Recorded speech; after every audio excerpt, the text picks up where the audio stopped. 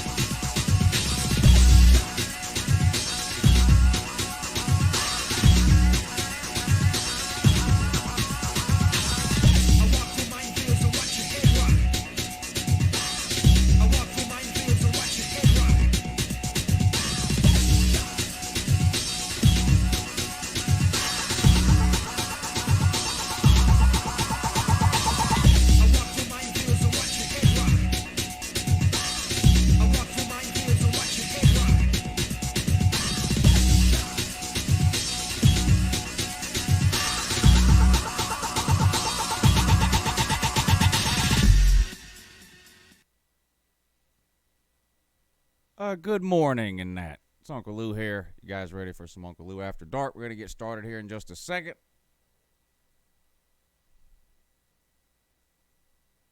You know the routine.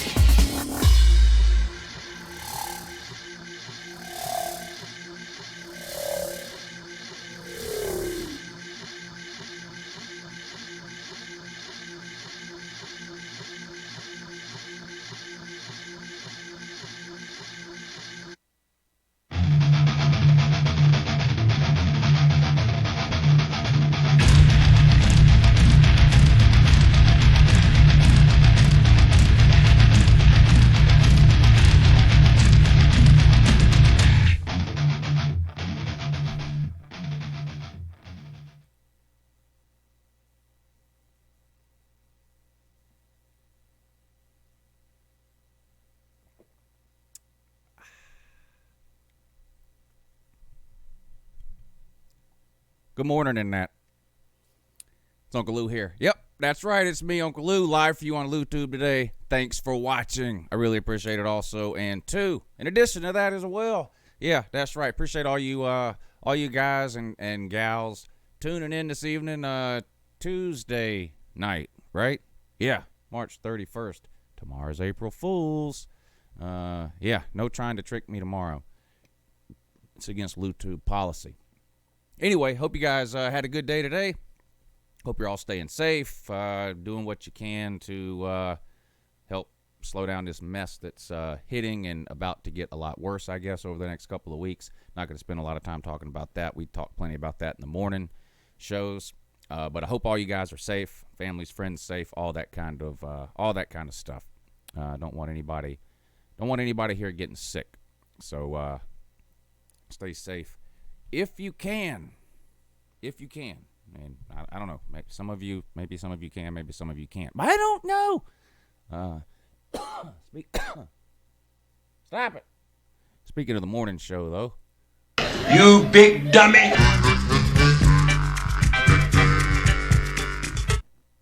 Oh, sorry. I'm back. Speaking of the morning show, though. Normally, that's every Monday, Wednesday, and Friday at 8 a.m. But last week and again this week, we're doing it all 5 days. A lot of people are home that aren't normally home, whether it's a school issue or a work issue. A lot of people are home that aren't normally home. So we're running the show 5 days last week and this week, and I think we're going to run it 5 days again next week. It's been going pretty good. So as long as people are watching, then I guess we'll keep doing it. So all 5 days this week. So try to check that out if you can. If you haven't seen the morning show yet, I think you'll like it. It's something totally different than what we do here at night. That's with me and BVD every day on the morning show, and then almost every time we have a third person on too, and that third person rotates. It was supposed to be Mrs. Lou tomorrow, but they can't get it together where she works. They keep telling her, you know that sign they have out front at Hooters sometimes that says free beer tomorrow, and then you go there the next day and the sign still says free beer tomorrow? That's how it is with Mrs. Lou and the work from home thing. Everything's been approved for them to work from home, and they, like, well, maybe tomorrow it'll go through the work from home order, and it keeps getting pushed back and pushed back. So, we thought it was going to be Monday. It wasn't.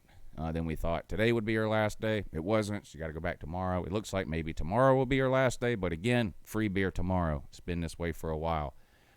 So anyway, I wish they would hurry up and do it. She doesn't really need to be out there like that. She works at a hospital, which isn't a safe place to be. And anyway, I just assumed she could work from home, so hopefully that happens sooner rather than later. She was supposed to be on tomorrow morning, but never fear.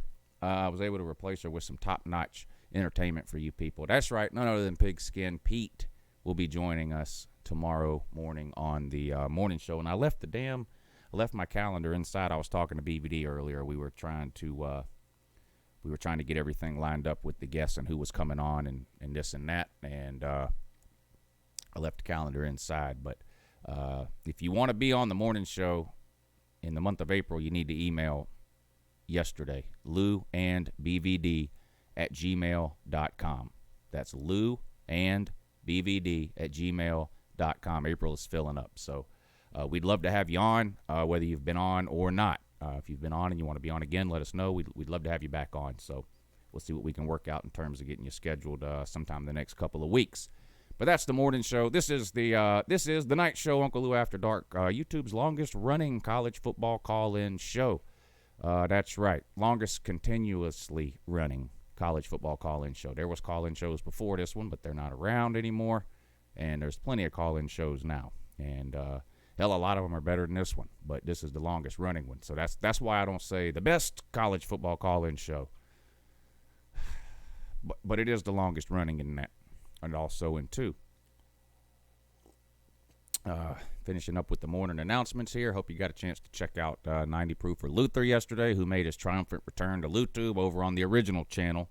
Don't forget, the original channel is up, running, just like nothing ever happened. It's just I'm only posting videos there. All the live shows are going to be on this second channel. So, make sure you stay subscribed to both channels. Or if you don't care about the uploaded videos and all you care about is the live shows, then just subscribe to this one. I don't care.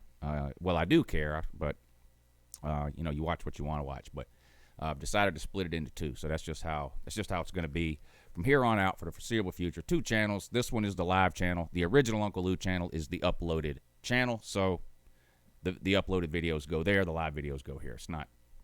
I don't think it's that confusing. Most people are subscribed to more than one YouTuber anyway, so the idea of being subscribed to more than one channel shouldn't be that foreign to you.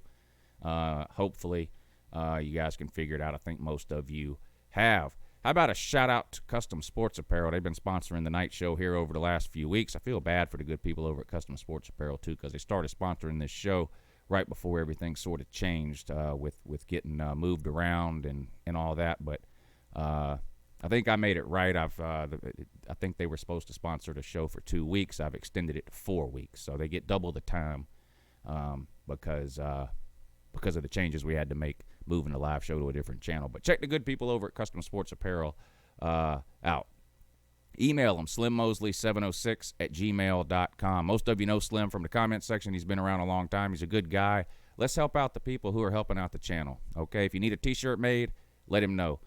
You see some examples going across the screen now of what he can do, but he can literally make you just about any T-shirt you want to make, any sport, any team, any league, any player. All you need is an idea. Email him. He will work with you. The prices are reasonable. So give him a holler. Tell him Uncle Lou said good morning. Again, it's slimmosley706@gmail.com. And shout out to you, Slim. Appreciate you supporting the channel, sir. If you're interested in sponsoring the show or the morning show or whatever, just email me, crazyunclelou@gmail.com. crazyunclelou@gmail.com. All right. Who's ready? Who's ready for the fun to begin here? Who is ready for the fun to begin?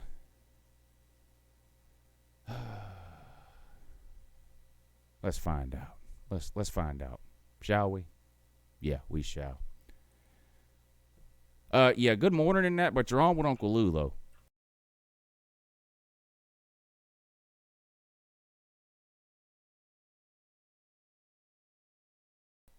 What's up, buddy? Not much, man. I love your show. I appreciate that. Can you hear me? I hear you loud and clear. Okay, awesome.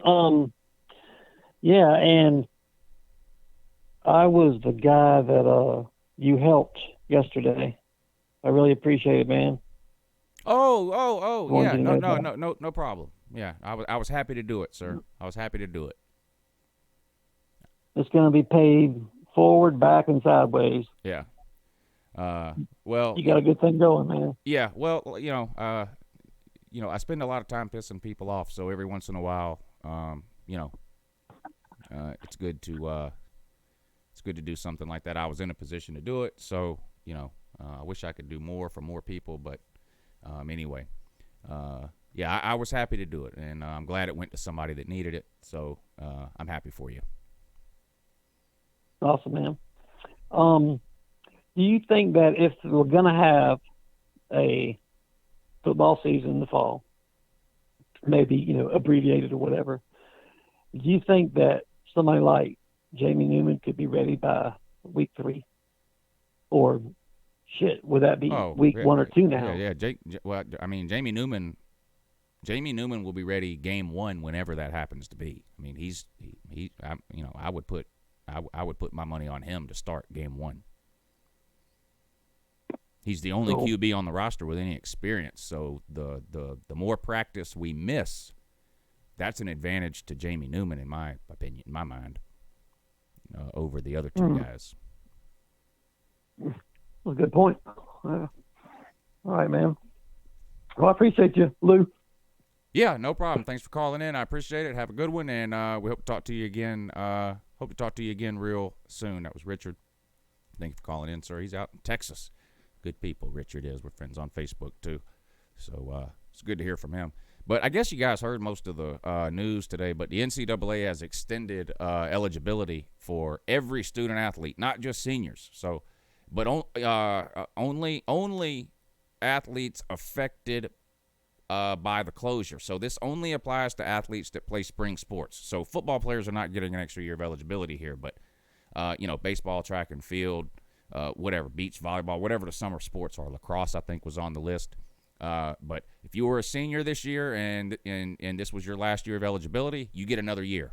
If you're a freshman, you still get another year at the end. So every freshman through senior, no matter what, the NCAA has granted them all an extra year of eligibility, and they're going to increase the scholarship limit for each sport to accommodate for that. Because one of the questions we had when we were batting this idea around over the last couple of weeks, like, do you think there's any way the NCAA would actually do this? And we're like, well, there's scholarship limits. So you recruit 8 freshmen thinking that 8 seniors are leaving. Let's take baseball or whatever, for example. You recruit 8 freshmen thinking 8 seniors are leaving. Now the seniors aren't leaving. That would put you over your scholarship limit. Well, the NCAA addressed that too. They're increasing the scholarship limit. So it's very rare that the NCAA gets something right. I'm sure there are some potential drawbacks. I'm sure maybe if you look hard enough, you can find somebody complaining or finding something they don't like about this rule or whatever. But to me, this seems like a change that was made specifically to benefit the student athlete. We don't see that very often from the NCAA. We spend a lot of time harping on the NCAA for some bad decisions they make. So I feel like we need to give the NCAA some credit here for doing what appears to be the right thing, at least in my mind. The vast majority of players in college in any sport are never going to play professionally after college. So especially in the case of seniors, to have your final season ripped away from whatever the sport happened to be in spring. A sport that you've probably been playing since you were 4, 5, 6 years old. This was going to be your last year playing in most cases. To have that ripped away was just awful. So I think we need to give the NCAA some credit here because, like I said, we harp on them all the time for screwing things up so bad. This appears to be, at least in my mind, something that they got right. So, again, is there, if you look hard enough, is there something you can find somewhere where you want to complain? Maybe, but you might be one of those people that's just looking for something to complain if that's the case. Some other news related to college football is they have relaxed some of the rules around contact that coaches can have with players. They can have contact with players. They can set up workouts. They can set up different routines, the things they want the players to be doing or working on. They can have video calls with the players, Zoom conference or whatever you want to call it. They cannot, however, monitor whatever workouts or regimens or routines that they request the player to do. So, they can talk to the player on Monday and say, this is what I want you to do each day this week, whatever. They can't then monitor that any type of way, though, whether it be through video conference or in person or whatever the case. So is this ideal? No. Does it make up for missing a month of spring practices? No. But is it better than nothing? Well, yeah, probably. So at least they're doing something. I still have my fingers crossed that we're going to have a college football season this year, a normal college football season. Will we? It's up in the air. Honestly, it's up in the air. The more time goes by, the less optimistic I become, but I don't even want to think about or imagine a canceled college football season. So I'm trying to be a glass half full type of person when it comes to the college football season. It's going to be interesting to see what happens when May and June roll around. What does Major League Baseball do? What does the NBA do? I think college football can kind of take their cues from those two sports. If by the middle of June we're back to having baseball and NBA, I think that's a very positive sign for college football. The other issue is, this mess could go away a little in June, July, and August, and they're saying it could come back in the fall. Does college football look at that and say, let's just not chance it? Maybe they cancel it anyway. I don't know. Like I said, I'm keeping fingers crossed, glass half full, trying to be optimistic, that kind of thing, that we're going to have a season. But I think you have to start at least thinking about the possibility that it doesn't happen. But, we'll see. We'll see. Good morning, Annette. You're on with Uncle Lou, though.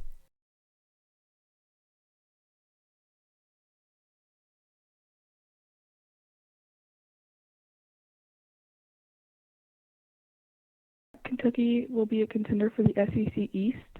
But where you been hearing that on at? a The scale of Flophouse? one- You been hanging out at the Flophouse or what? Who told you that? No, all the other Kentucky fans are saying that, but Oh, on a different note, on a scale of 1 to 10, top. how good what?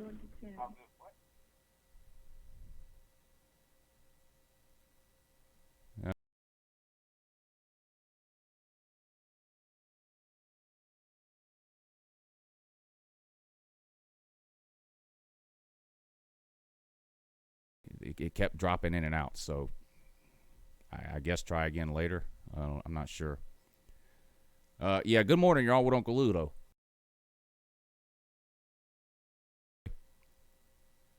My name is Leroy McCaffrey. I'm an Ole Miss fan, and I just want to know what your thoughts on Jamie Newman's situation is. Like, I already really know about like Ole Miss, but I want to know like what your thoughts on Jamie Newman's situation for Georgia. Because like I'm also really into Georgia. I'm just into the SEC. You know what I'm saying, man? Yeah, I know what you're saying. I'll answer that for you off. Yeah, thank you for the call. Jamie Newman, I mean, I've talked about this all offseason. I think Jamie Newman will be the starter for Georgia game number 1. He's the only quarterback on the roster with any experience. I like DeJuan Mathis. I like the idea of DeJuan Mathis, but unfortunately the surgery that he had ahead of last season, you know, it took a year of development really away from him. Now, he was still around the team, right?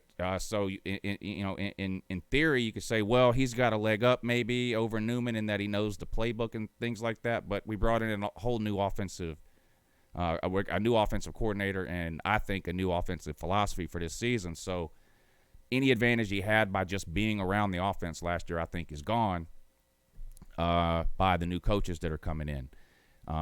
I really like DeJuan Mathis, though. Like, all I've seen from him is last spring, but I liked what I saw. Now, there's only so much you can take from a spring game, but he's athletic, he's mobile, he's big, tall, strong. I really like the idea of a DeJuan Mathis. I just find it hard to believe that somebody like Jamie Newman is going to transfer in for his final year of eligibility and not play. Now, that possibility exists, but right now, if I had to put money on it, and this is what I keep saying this over and over, if I had to put money on it right now, Jamie Newman is who I think will be the starter game 1. You got Carson Beck, true freshman. We'll see what they do with him. Do they redshirt him? Because then you got Vandergriff coming in next year unless he decommits. So it's going to be interesting. Next year will be just as interesting, if not more interesting, quarterback situation at UGA than it is this offseason. But we'll see how it goes. But I think Jamie Newman will definitely be the guy that gets the start. Just my opinion. Yeah, good morning. You're on with Uncle Lou.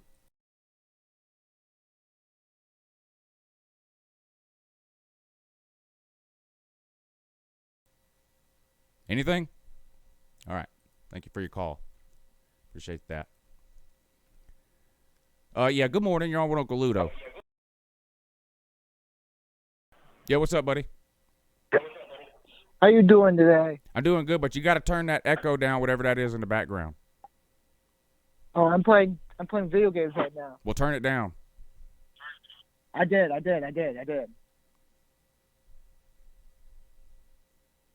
All right, Lou, what do you think of Mac Jones? I think he did okay last year, but I think it's going to be hard for Bryce Young to ride the bench. I think Bryce Young will play early. What about the brother? I think he's going to transfer. Well, I don't know. The thing with the coronavirus, that may change that. I don't know, but we'll see what happens after the draft. But the rumor is he's transferring after the draft. That's the rumor I hear. I did not expect that.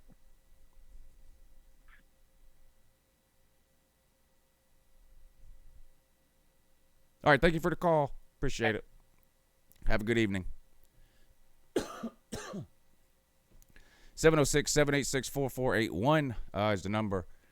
If you feel like you need to be on the show for some particular reason. There are some interesting quarterback situations going around in college football for the offseason. Georgia, Jamie Newman, DeJuan Mathis, Carson Beck. You look at Alabama, Mac Jones, I know the fans like Mac Jones, but I think it's hard to get the taste of that Auburn game out of their mouth. And he did have a couple of key turnovers there. And Bryce Young, I mean, I don't know.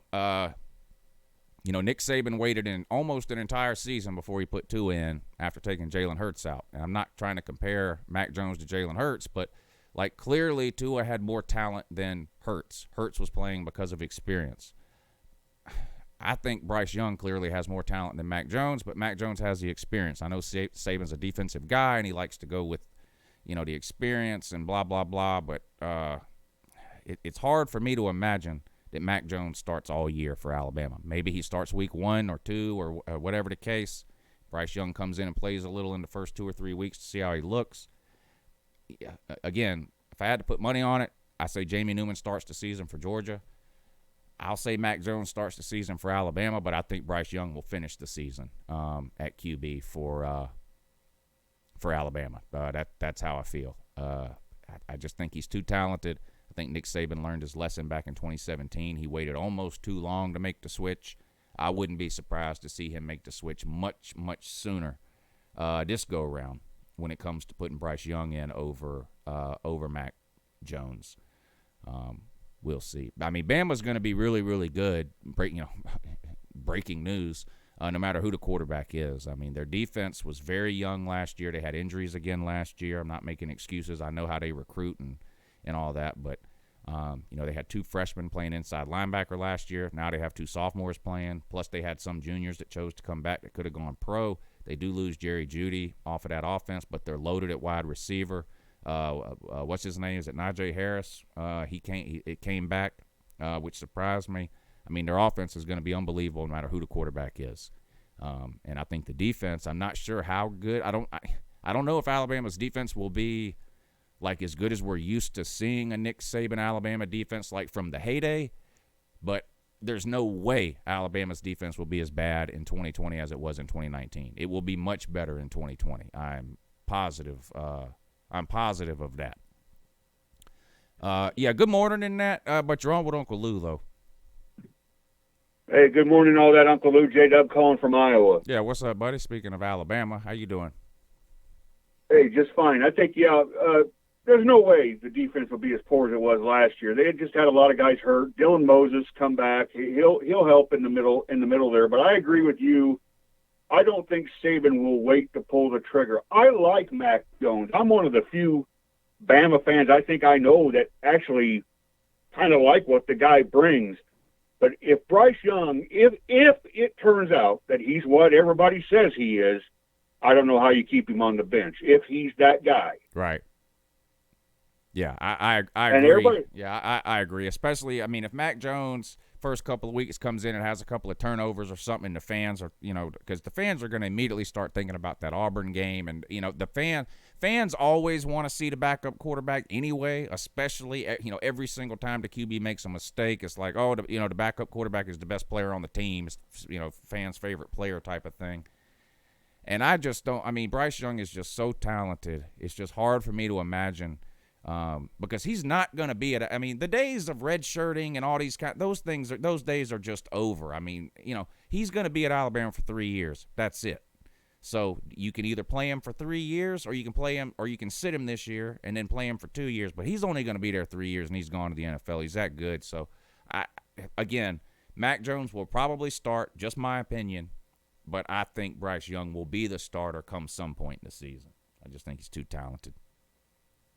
We had a lot of people talk about Jamie Newman at Georgia, and my concern, if I was a Georgia fan, is Jamie Newman ready to play SEC football? He's got the talent. He's ready to play. It's just a matter of the details. I mean, where he gets used with what's going to be a rebuilt offensive line, where he's got to learn Kirby's system. That's where not having the spring is going to hurt Newman. Is Newman ready to play at that level? You bet he is. And Georgia ain't going anywhere. They're not going to skip a beat. They're going to be a monstrous beast. And that week 3 game, if you don't have at least $500, you can forget getting a ticket. I mean, you're not getting into BDS for less than that. No way. Right. I agree with you there. Yeah. It's going to be a crazy atmosphere. No doubt about it.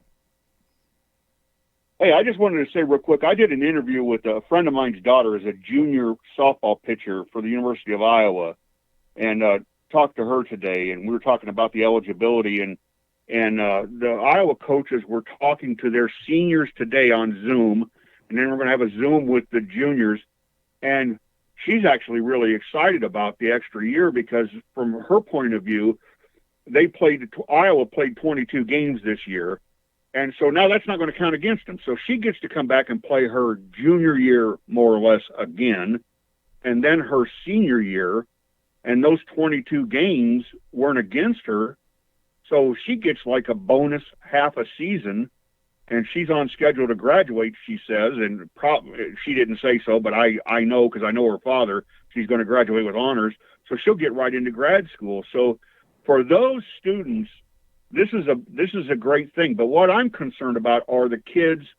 Well, I mean, we say kids. Sorry, Jordan and Snake Spencer, but the seniors who are a non-scholarship student who's borrowing money to go and be on that team, can they financially afford to go another year if they're not getting help? Those are the kids that I'm worried about. Well, once you graduate, all you have to do is enroll in one class. So which is still expensive, but not as expensive as being a full-time student. So I hope, and there's all people always have the option of taking out a loan. If it's that important to you, which for most athletes, I'm assuming it would be, then the idea of taking out a loan, I don't think would be that big of a deal. So I think if they want to stay and play, they will be able to find a way to do it, whether it's through scholarship, like you said, or whether they have to take out a loan or whatever the case may be. Well, hey, Lou, thanks for taking my call. I'll step out of the way. I know other people want to call in. I don't want to hog up all the time. Shout out to everybody in the comment section, and let's all stay healthy. And remember, wherever you're at on the fence, we're all in this together. Thanks again, Lou. All right, Jeff, take it easy, buddy. Thanks for calling in. I really appreciate it. Jeff calling in. He's a sideline for those of y'all don't know who that is. He's an Alabama grad and an Alabama fan, but he's a sideline photographer now in Iowa. So he has a lot of experiences and stories and things like that we've talked about in the past, but he gets to see a lot of that stuff up close. So I appreciate you taking the time to call in today. Thank you, sir. Let's see. What is this here? RB Smata. Appreciate you hitting that PayPal link, sir, and supporting the channel. That means a lot to me. Thank you. He says, what does he say? The prescription for the virus, according to RB Smata, is more cowbell.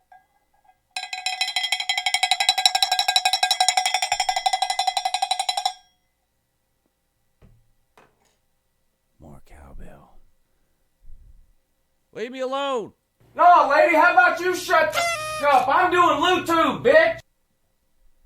Thank you, RB Smata. I appreciate that. You're good people, sir. Thank you for supporting the channel tonight. That means a lot to me. Let's see. Christopher Duncan, thank you. Said, I appreciate that comment, sir. I'm not going to read it, but I appreciate that comment. And I share that sentiment. So thank you. I appreciate it. Anyway, what else is going on? Good morning. You're on with Uncle Lou. What's up, buddy? So I'm Joshua True. I am a fan of the University of Kentucky. All right. And so I've been hearing like a lot of people doubting us, but like I feel like we're gonna win the national championship this year. I don't know. It's kind of bold, but that's what I'm feeling right now. Thank you for calling in. I appreciate that. There's nothing wrong with being optimistic in the off season. There's nothing wrong with that at all. Everyone's undefeated in the off season. It's completely ridiculous to expect Kentucky to win the national championship. That's just completely insane. There's no rationale. There's no reasoning.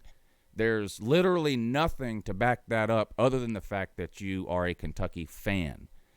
So, that's like a Rutgers fan calling in and telling me they're winning the national title. That's like, an Arkansas fan.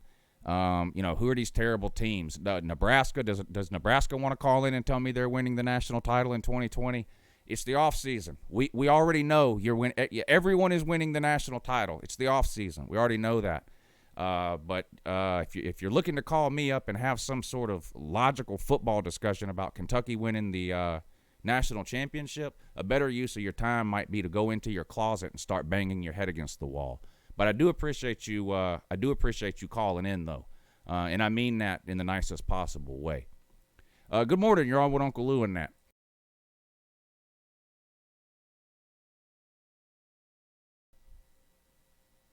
Nothing? All right. Appreciate you trying.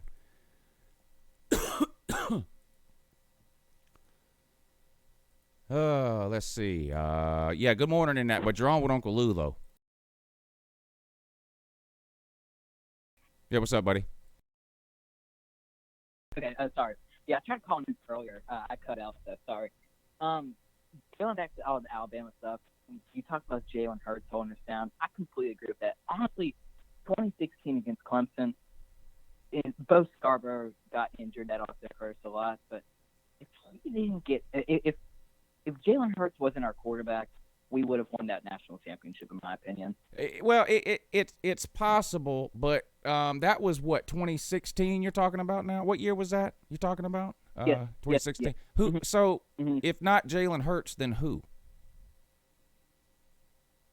See, now that was the one.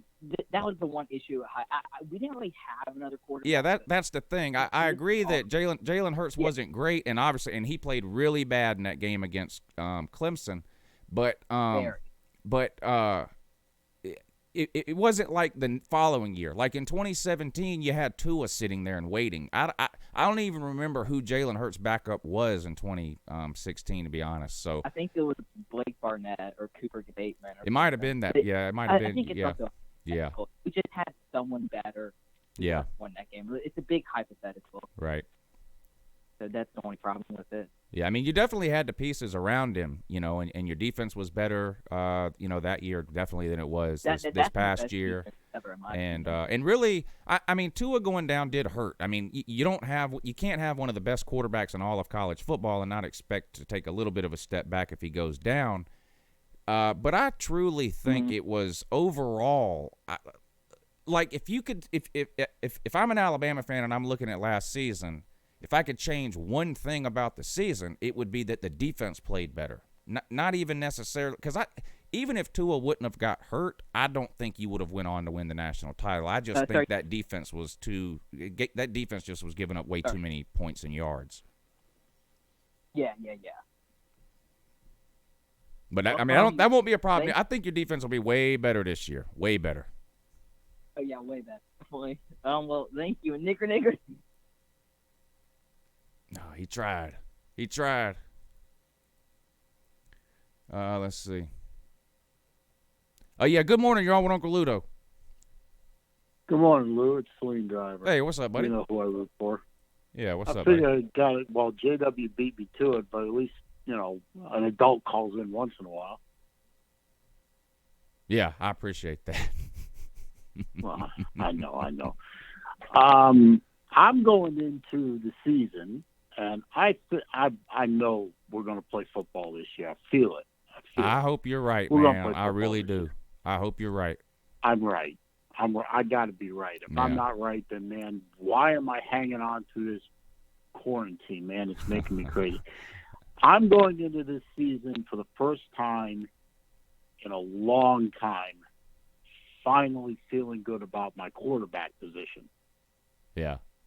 I mean, I didn't go into last season feeling good about my quarterback position, and Kentucky game we found out we had a diamond in the rough. Yeah. And, hey, are you surprised? Are you surprised Emory Jones is still there? No. No. Okay. No. I think you're lucky. I think y'all are very lucky that he is still there with the sort of the you know how to.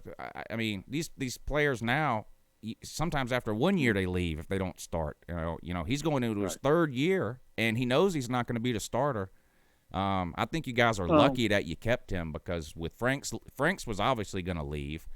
So if you'd have lost Emory Jones on top of that, I know Kyle Trask is good, but then you're looking at a situation where you're like, oh no, if something happens to him, then what do we have? So I think I don't know how Mullen did it, but I think Florida was extremely lucky to hang on to him. Even though I don't think Emory Jones is great, he's been there. This is his third year. He's, and Dan Mullen, he's been with Dan Mullen. This is, his third year now with Dan Mullen. So if something happens to Trask, at least you got a guy that, knows the system, knows the coaches, has a lot of playing experience, that kind of thing. I think Jones is there because he's I'm trying to get the right words. He's more of the dual threat quarterback type than Trask is. I mean, that's obvious. Trask, his one problem is he don't move so good. Right. I think you and I agree on that. Yeah. And Mullen prefers a dual threat style quarterback. I mean, look at Tebow, look at the guys he had at Mississippi State. And Jones is looking at I think this is what I think. Jones is looking at the two guys that moved up to the NFL and had some success, both dual threats, both under Mullen. And I think he's thinking that if I continue to play for Mullen, I continue to develop, and I'm going to have 1 year where I'm the starter if I stick around for my senior year.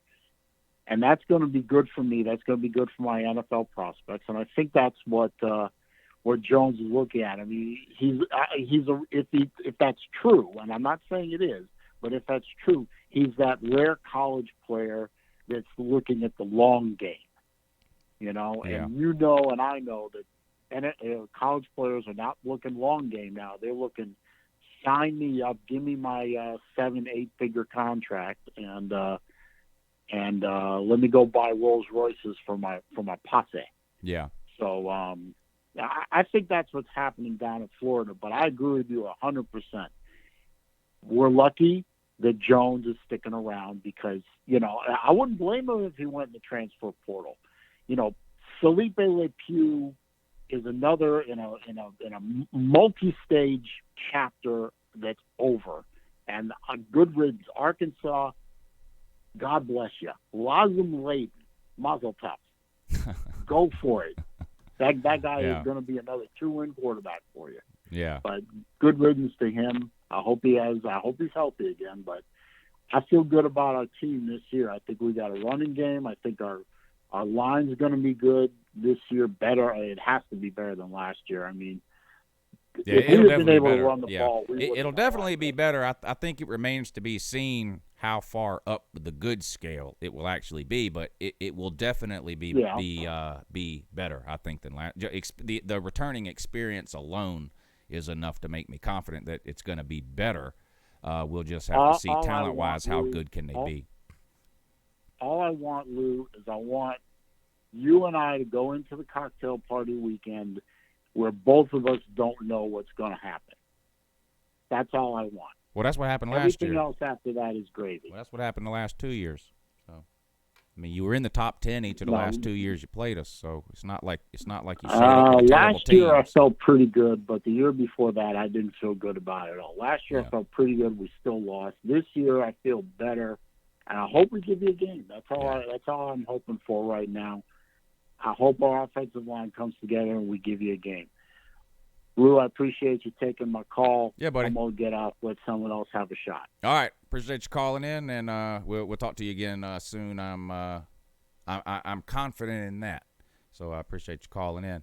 Waikiki, thank you for supporting the show tonight, sir. I really appreciate it. He says, what's up? Just supporting the show today. P.S. Nobody wants more cowbell. Of course they do. Everybody wants more cowbell. I got a fever. And the only prescription is more cowbell. I would play that skit, but they Saturday Night Live removed my video the last time I played that skit. Skit is hilarious, though. You guys should look it up. Saturday Night Live more cowbell skit. If you don't know what we're talking about, it's hilarious. Anyway, yeah. Good morning in that. But you're on with Uncle Lou, though. He roll.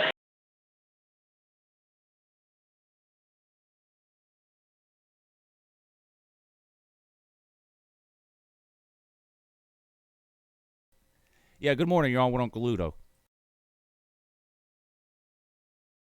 Peyton, yeah, that dude almost got you there, but yeah, you know who I root for as well. Yeah, what's up, buddy? Peyton, Ohio State fan. Yeah, not much. I did want to check in. First, I do want to talk about this Trey Sermon transfer because we needed a running back. I know you gave a couple of your thoughts on it, but is there anything else you want to add about Trey Sermon?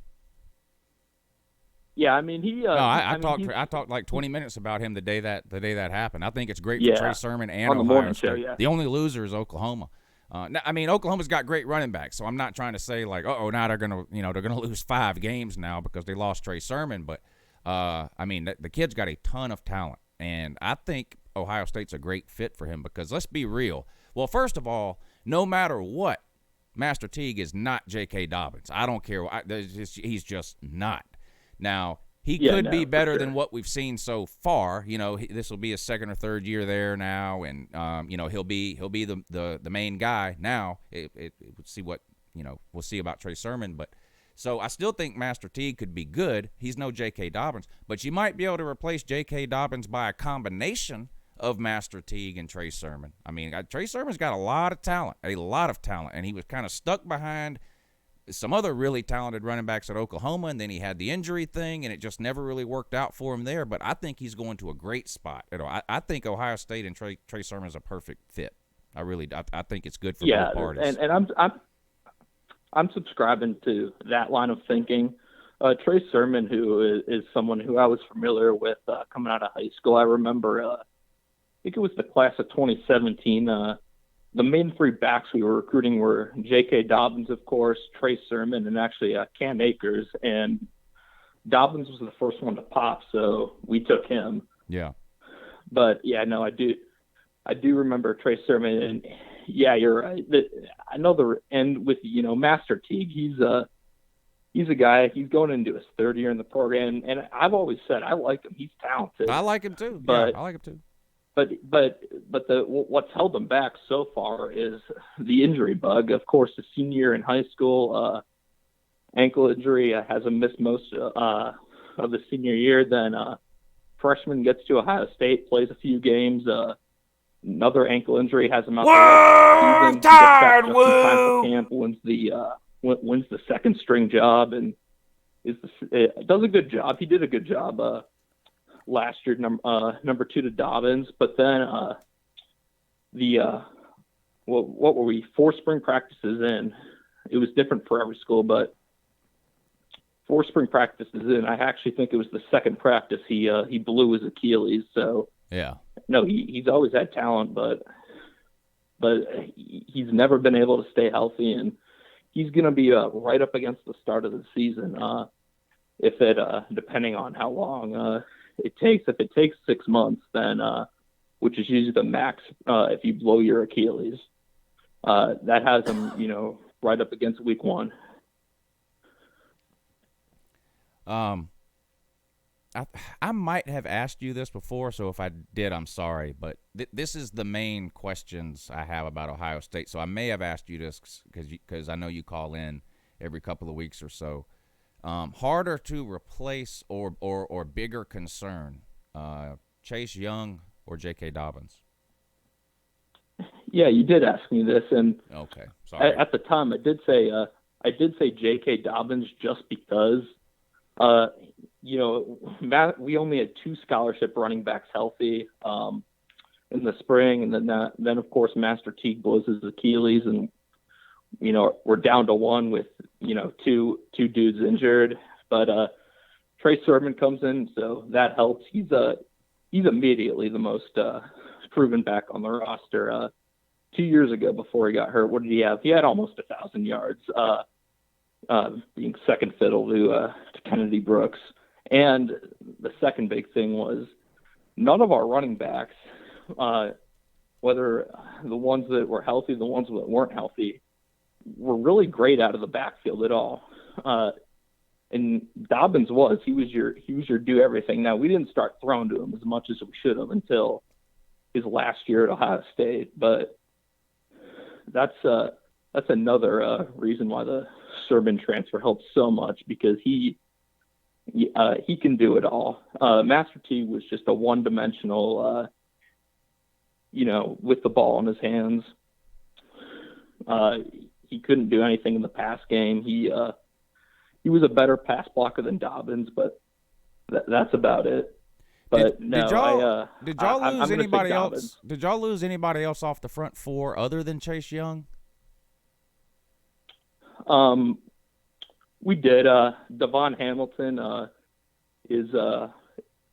was probably our best interior guy. He'll go third, fourth round. But other than that, our entire rotation of defensive linemen is back. Because one of the things that made, clearly Chase Young is an elite talent, but one of the things that really helped him out a lot is that he wasn't the only elite defense. You guys weren't hurting on the, it's not like it was Chase Young and then three terrible guys. Teams, I know they still focused on Chase Young, but you still had to worry about the other guys along that line too. You guys had a really good defensive front last year. Yeah. Plus, we're getting a couple guys back from injury too. Right. That sat out most of last year.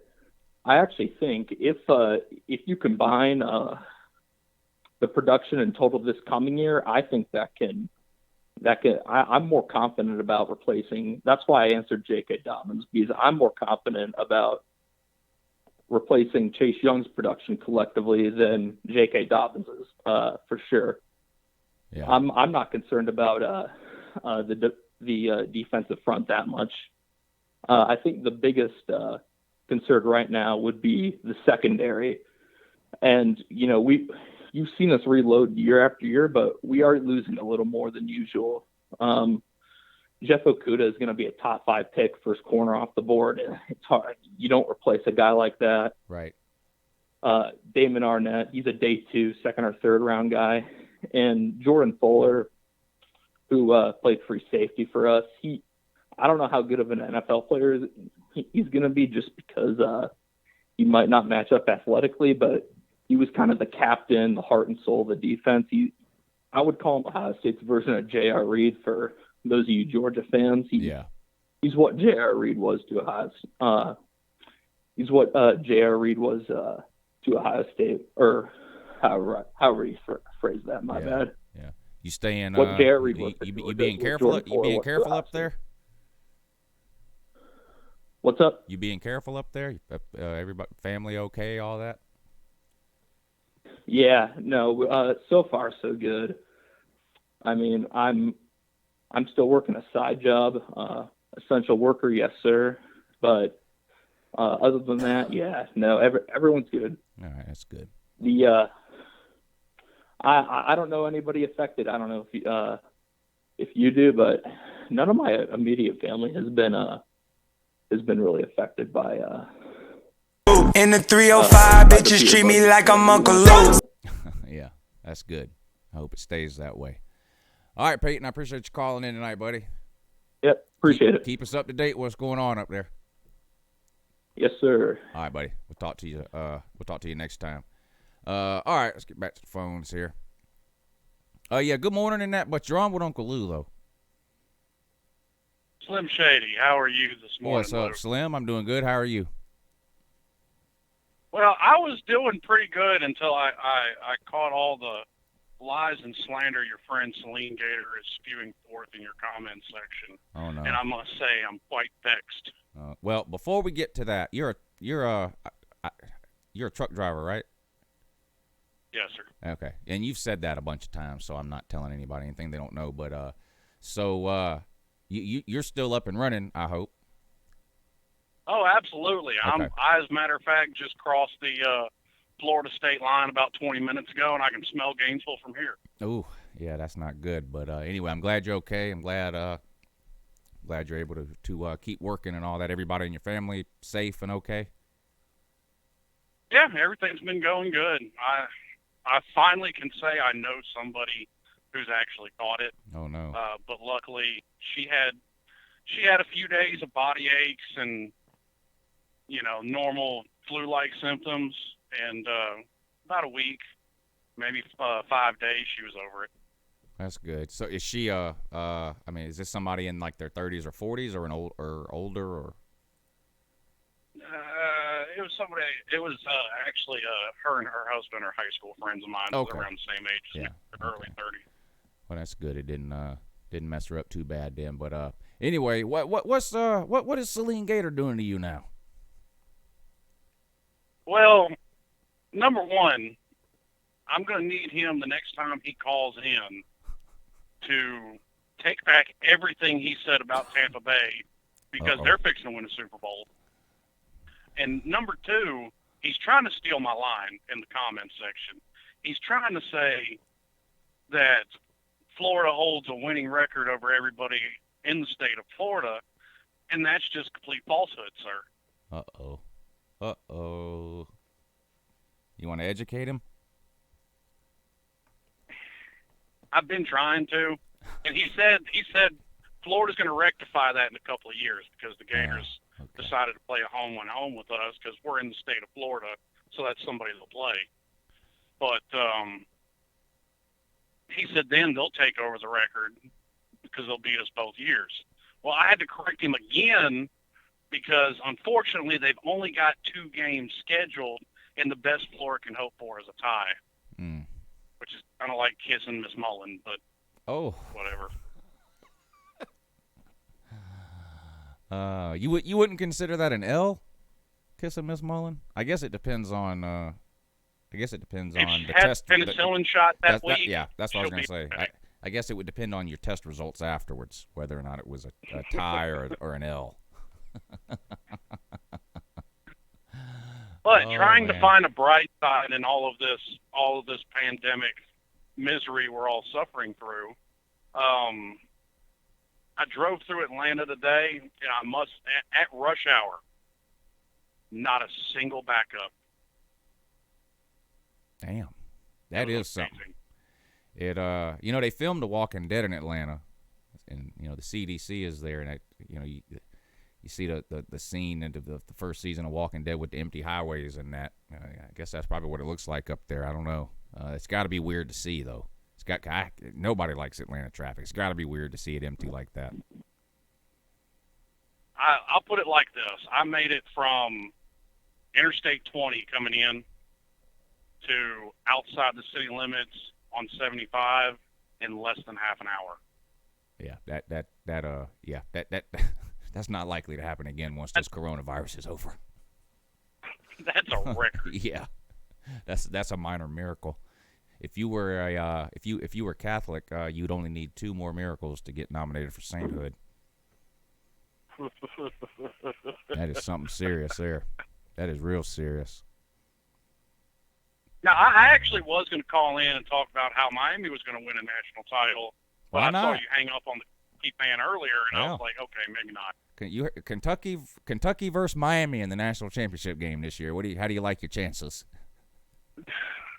I think we can take Kentucky. I think our defense is going to be okay.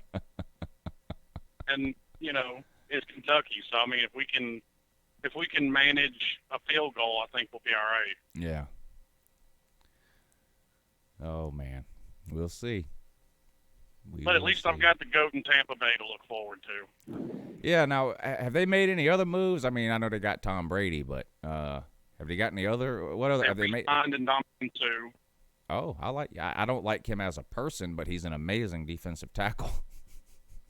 He is. Last year, y'all led the league in interceptions. This year, you're going to lead the league in roughing the passer penalties. Probably. He's a filthy individual. Well, no, they had him. Sue. They had him last year, and he wasn't. Maybe he's getting a little. Maybe he's calming down in his older age. Where does Tampa draft? Do you know? In the first round, I don't know where they're at, or who are they going after, or who would you like to see them go after? Their main need, I think they're going to go for it in the draft, would be in the secondary. Yeah. Because that was really the only weakness to their defense last year. And they were kind of young, and also Jameis Winston throwing 30 interceptions doesn't really help your defense very much. Yeah. Do y'all still have Mike Evans? Yes. That'll be the best wide receiver Tom Brady's had since Randy Moss. And I don't want anybody coming on here telling me about Wes Welker or Julian Edelman. Those people are terrible except for Tom Brady. So not terrible, but Mike Evans will be the best Edelman receiver. led the league in drop passes last year. Mike Evans will be the best receiver Tom Brady's had since Randy Moss. Mike Evans they've actually got they've got a pair of 1,000-yard receivers with him and Chris Godwin. Yeah. I had Chris Godwin on my fantasy team last year. I drafted him I didn't even draft him as a starter. I drafted him late. You know how if you do fantasy football, you get to like the 12th and 13th round and you're picking players you don't even know who they are or whatever. I somehow ended up with Chris Godwin, and by halfway through the season, he was my starting wide receiver. And it worked too, because I ended up coming in second. Did I come in second? I think I either won or came in second. I can't remember now, but so yeah, worked out good. So shout out Chris Godwin. Yeah, I mean he's basically. With all of Jameis Winston's problems, it was either the second or third best offense in the NFL. Yeah. Who's running the ball? Threw for over 5,000 yards. Oh, I know. He lit it up. He lit it up, but he just kept turning the ball over. But who's running the ball down there now for Tampa Bay? I don't keep up with the NFL that much. That, I'm having a brain fart. I can't think of his name. That is probably the only place in offense that they might need some help is at the running back. I think who they had was decent. Don't get me wrong, but they could use a little shoring up. I think the NFC South is pretty wide open. I mean, Drew Brees is running out of years. The Falcons, you never know. I mean, I still think the Falcons offensively are capable of being one of the best offenses in the league. They just never seem to put it all together. Panthers are basically starting over. If Tom Brady can stay healthy and, do anything close to what he was in New England, which I do think is a little bit of a question mark. NFC South's wide open. We'll see. Yeah. Well, here's my thing with that. A lot of people are talking about, Tom Brady can't come in and carry an offense like he used to. He doesn't have to in Tampa. Right. And I think what a lot of people are missing there with Tom Brady taking a step back in his older age, and I'm sure he has. Don't get me wrong. I'm sure he's not what he was 10 years ago. But like I said, in Tampa Bay, he doesn't have to be. Right. And as far as the rest of the division, I completely agree with you. Wasn't Atlanta? Didn't they just sign Todd Gurley? Yeah. Yeah. And I will probably go to a Falcons game this year. I've only been to one Falcons game my entire life. I took Lou Jr. a couple of years ago to one because he wanted to go. It's the only NFL game I've ever been to. But I just love Todd Gurley. I mean, to me, he's right, but he's right below Herschel Walker. I mean, I know there's a lot of Georgia fans who really like Nick Chubb and want to have his babies. And Nick Chubb is an amazing running back. I would take Todd Gurley over Nick Chubb, and I wouldn't hesitate. But I was hoping Tampa picked him up. Yeah, I was going for it. I was like, that would completely take care of the running back situation, and then go into the draft. Get you a corner or a decent safety in the draft. And like I said, their corners kind of picked up as the season went on. They started off young, but they made some headway, and they were actually pretty good late in the season. So I'm expecting them to have a good defense.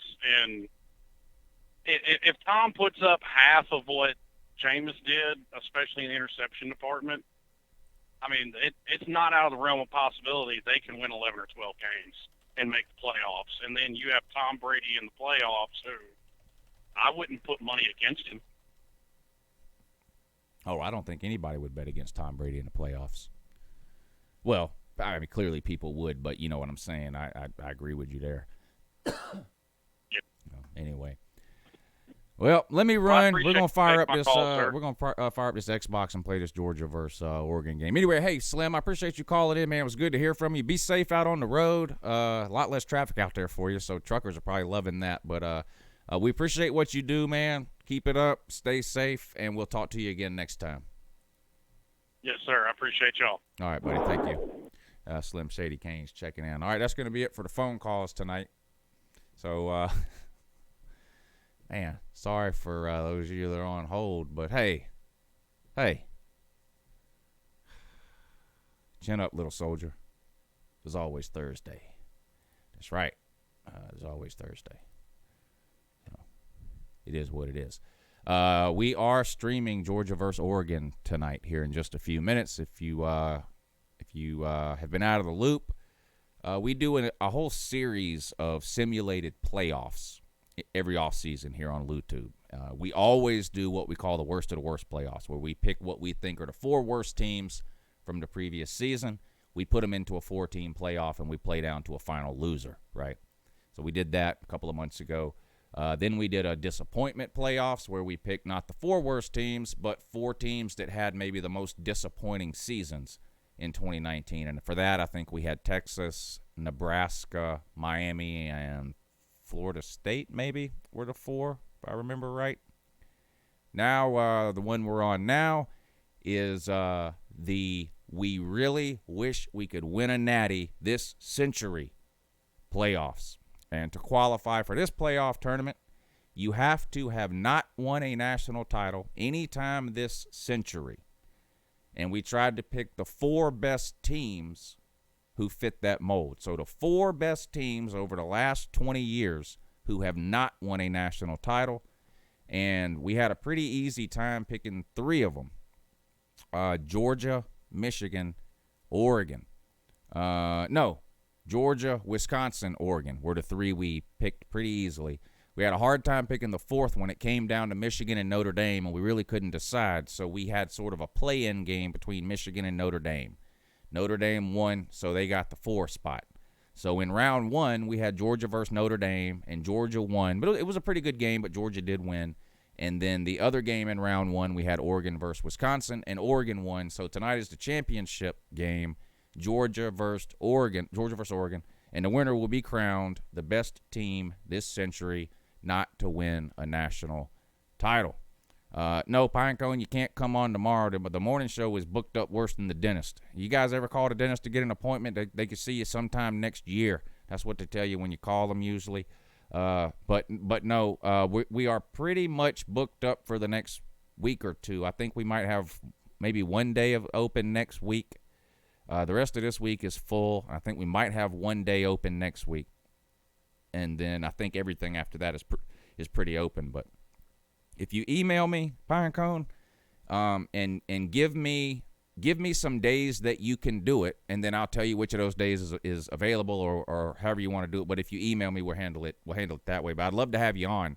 I've been trying to get you on. I know you probably work like everybody else, but maybe you got some extra time now. I don't know. I mean, I hope you're not out of work, but a lot of people have some extra time here because of what's going on. So if there's a way we can get you on in the morning, we'd love to have you on. Anytime between 8 a.m. and 10 a.m. We usually do the show from about 8 in the morning to about 10 in the morning. So if you can come on at 8:30, whether you can only stay for 30 minutes or if you want to stay the whole time, whatever the case. But just email me, lewandbvd@gmail.com or crazyunclelou@gmail.com would work too. And also, in addition to most of that as well. What else are we doing here? I'm trying to make sure I covered everything. Yeah, okay. Yeah, pretty sure that I did. Mr. Anderson, thank you for supporting the show tonight, sir, with that PayPal link. I really appreciate it. 2 Mr. Andersons, actually. R. Anderson and M. Anderson. I don't want to say your first names, but R. Anderson and M. Anderson, I really, really appreciate you guys supporting the show tonight. That means a lot to me also. And 2, and is this Waikiki again? Can we put an age limit on these calls? If there was a way to do that, if there was a way to make this, if there was a way to make it 18 and up, it would solve every problem this show has ever had, wouldn't it? Oh, this dirty underwear gang. Hell, some of them might still be in diapers. I don't know. When I talked to that one troll's mom on the phone the other day, it was the funniest thing. I should have recorded it. I honestly should have recorded it. But when I talked to that troll's mom, my God, is that, and I told y'all after it happened, I said, is that going to stop them from, all of them from doing what they're doing? No, but it stopped that one though. And what's funny is the day after I talked to the troll's mom, my subscriber count went down by 91. And I actually looked. There's only one day in like the last 90 days that my subscriber count went down at all. And it's that day, that next day, and it went down 91. So either that one troll had 91 accounts that he went and unsubscribed, or God only knows what happened. But that was the happiest I've ever been to lose any subscribers. It was amazing. But talking to that troll's mom, I can't tell you how gratifying that was. It was unbelievable. And he's permanently gone from here, I can assure you of that.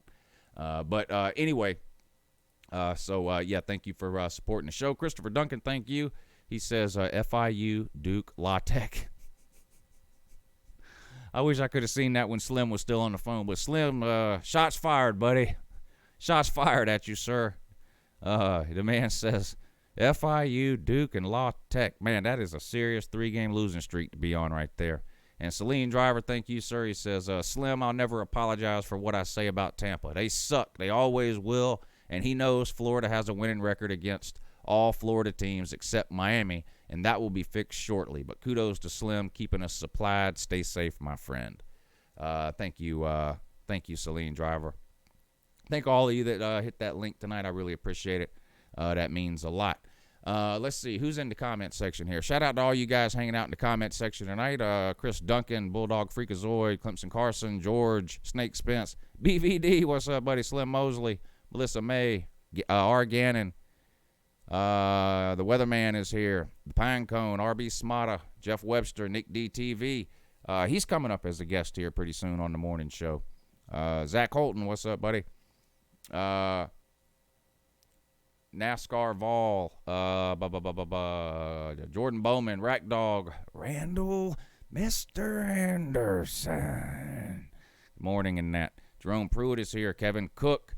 College football, that's it, really. That might be the truest screen name I've ever seen. Shout out to you for that. Anyway, we're fixing to fire up this Xbox and stream some Georgia versus Oregon. If you guys will give me just a few minutes, I'll get the Xbox turned on and cast up onto the screen here for you guys to see. And we'll see who wins. I'll play a song while I'm getting everything hooked up, and I'll be back in just 1 minute.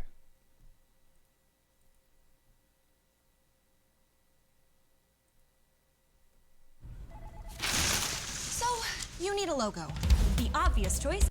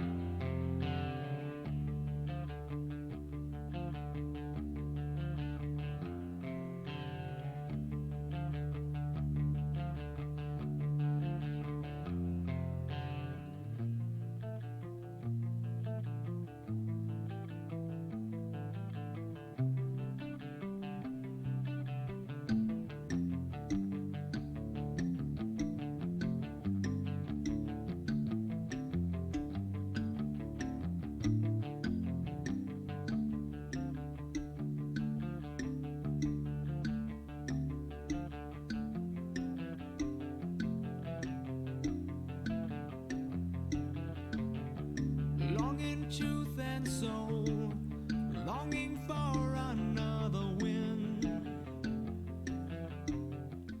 Hey, shout out to S. Douglas and N. Davis. I just got an alert on my phone about the Venmo. I don't use Venmo very often, so there's probably a way I can check it. Let's see. Nick DTV, thank you, sir. He says, can't wait to be on the morning show. And he named some offensive players for West Virginia. He says, look out for the Stills brothers on defense. I can see us winning around 8 games. I think 8 games would be a success for West Virginia this year, to be honest. It's a couple of year rebuild there, I think. The new coaching staff from last year and losing a lot of the talent you had from the year before. 8 wins, I think, would be a step in the right direction there.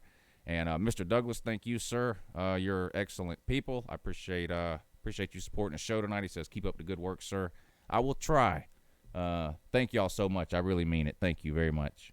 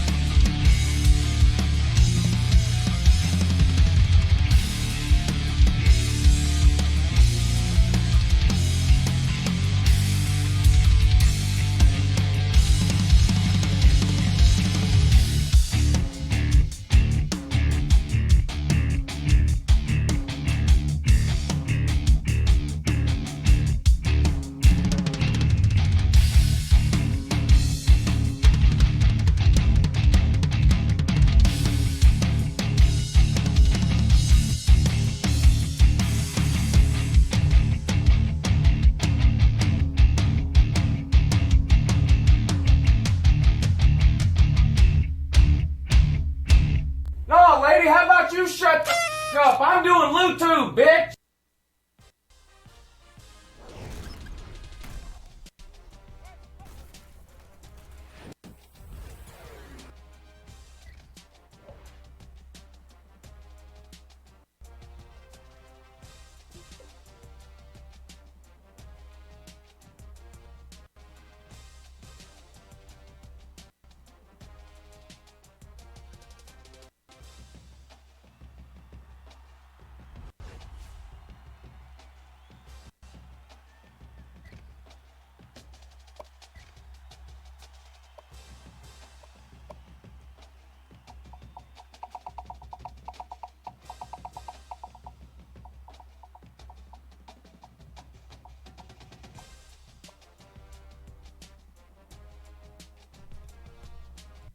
All right, here we go.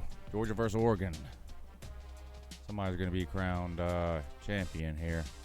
Just a few minutes. Somebody requested at the beginning of the stream that we play this game at Iowa State.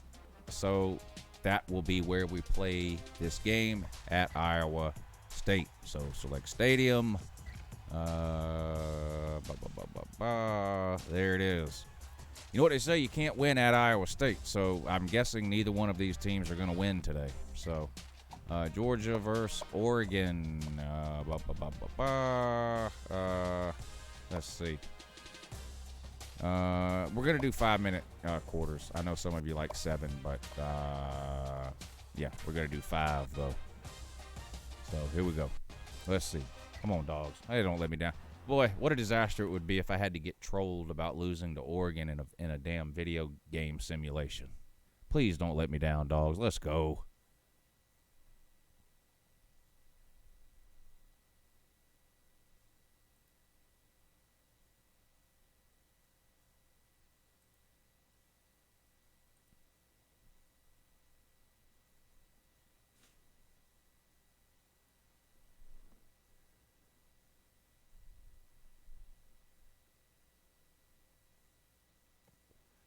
Jordan says they will. They will what? They will let me down, or they will win the game. It's a pretty even matchup here. Georgia's a 91 overall. Oregon's a 90.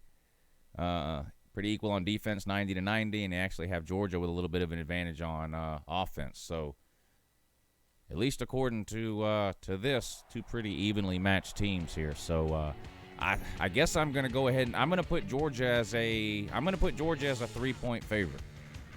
Based on the rankings. So that's what I'm going to install Georgia as a 3-point favorite, and I'm going to take Georgia and lay the 3 points. So give me Georgia -3 here. Well, where are y'all at? Y'all, anybody want Oregon +3? I don't know. No, Mr. Anderson, I can assure you that is not the ultimate troll. I promise you, it's not.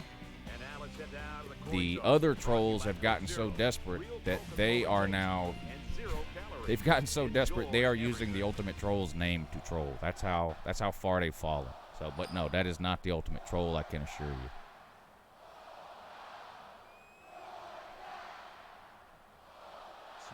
Oregon is lined up to kick the ball off first, and we are ready to go. All right, Georgia receives. They're going to run it out of the end zone here to the 10, the 15, up close to the 20.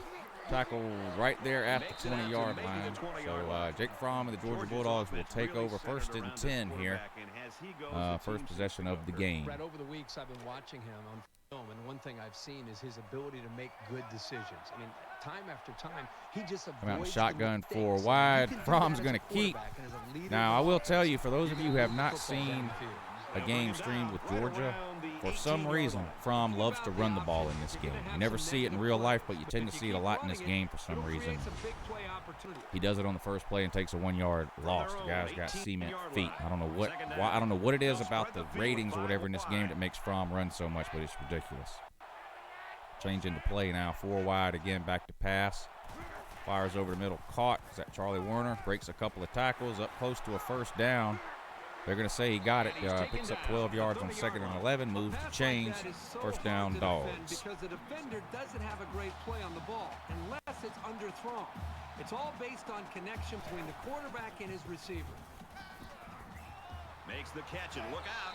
The quarterback and his receiver make a great play here. 8-yard gain there. 2nd and 2 now.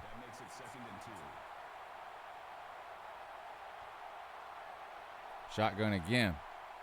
Fromm keeps. I'm telling you, I don't know what it is about this game. Fromm will probably run the ball 10 times in this game. It's the weirdest thing. Picks up enough for a first down, moves to change. Dogs up to the 45 now, 1st and 10. Shotgun bunch formation up top. Warner comes in motion. Fromm back to throw again. Good protection. Fires right to the safety, but luckily the safety has hands like feet and dropped the ball. Terrible throw by Fromm. Game accurate as hell. It's 2nd and 10. Ball on their own 44. Shotgun again, 4 wide, 3 to the top. Swift up the middle. He's hit right away and dropped for no gain. 3rd and 10. The middle and stuffed. Maybe a yard on the run by the tailback. And he's brought down there by the senior at linebacker.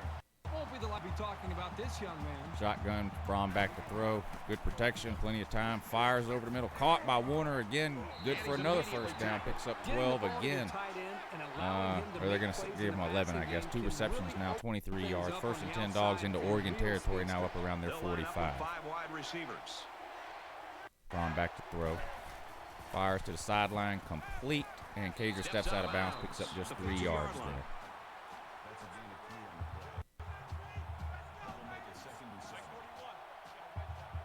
Shotgun again. Back to throw. Fires over the middle. Dropped this time by Charlie Warner. Would have been good for 5 or 6 yards, but he couldn't hang on. It's going to bring up another 3rd down. 7 yards to go this time. Ball on the 42.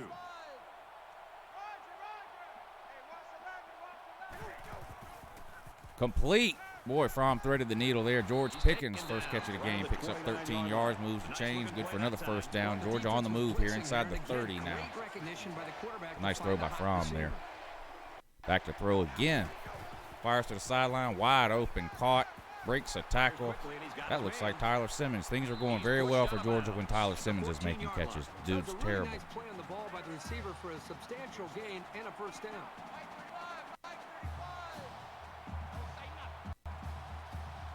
Option play to Swift.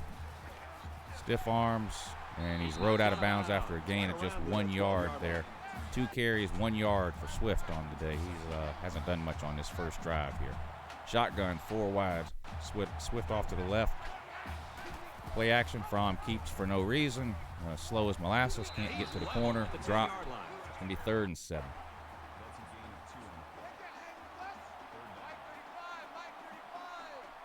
Fromm back to throw. Sacked. Protection broke down there. No time for Fromm. He goes down. Can't move in the pocket for obvious reasons. Doesn't have any legs. 4th and 14. And that's going to bring Hot Rod out to attempt about a 35-yard field goal. This is nothing for my boy Hot Rod. He can do this with his eyes closed. Kick is up. Plenty of leg. Right down the middle. It's good. Dogs with a pretty good drive before it bogs down. They settle for a field goal to take a 3-0 lead here. 2:40 to go in the first quarter. And Hot Rod buries it in the back of the end zone. Oregon takes a knee. They'll start at their own 25-yard line for their first possession. Now the offense gets ready to take their first crack at it. They come out in a shotgun pistol formation with 4 wide. Run up the middle, and Nolan Smith meets him in the hole. Gain of 2. C.J. Verdell with the carry. 2nd and 8 now for the Ducks.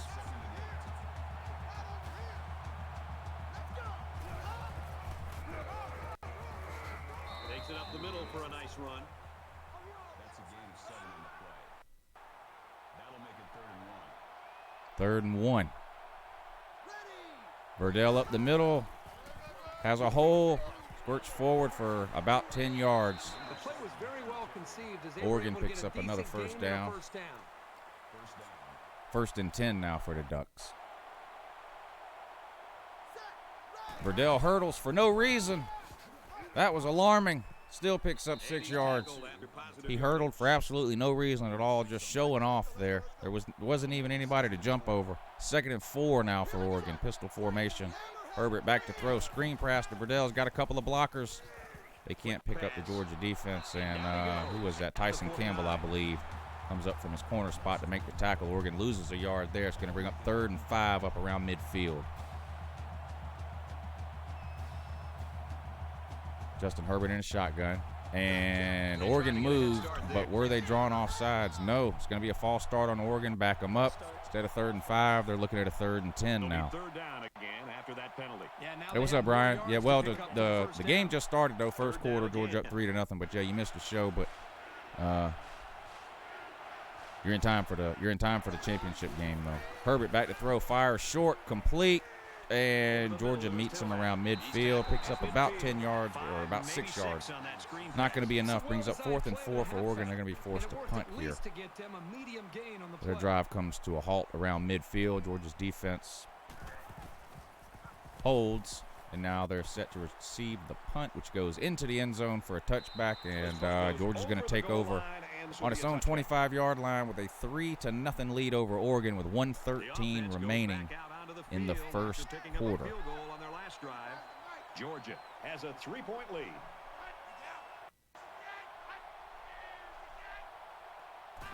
Fromm keeps and is dropped for a 4-yard loss. I just don't understand how. I don't understand if I don't know if it's the playbook they've used in this game or what that has Georgia with all these option plays and you know, Fromm running the ball 8, 9, 10 times a game. It's just the weirdest thing, but it happens every single time. So 2nd and 14, shotgun now 4 wide. From draw play to Swift, has a hole, closes down quick. He's going to pick up about 3 yards there. Going to bring up 3rd and a long 11 here for the Dogs. Fromm back to throw, looking to set up a screen, fires out to Swift, has a blocker.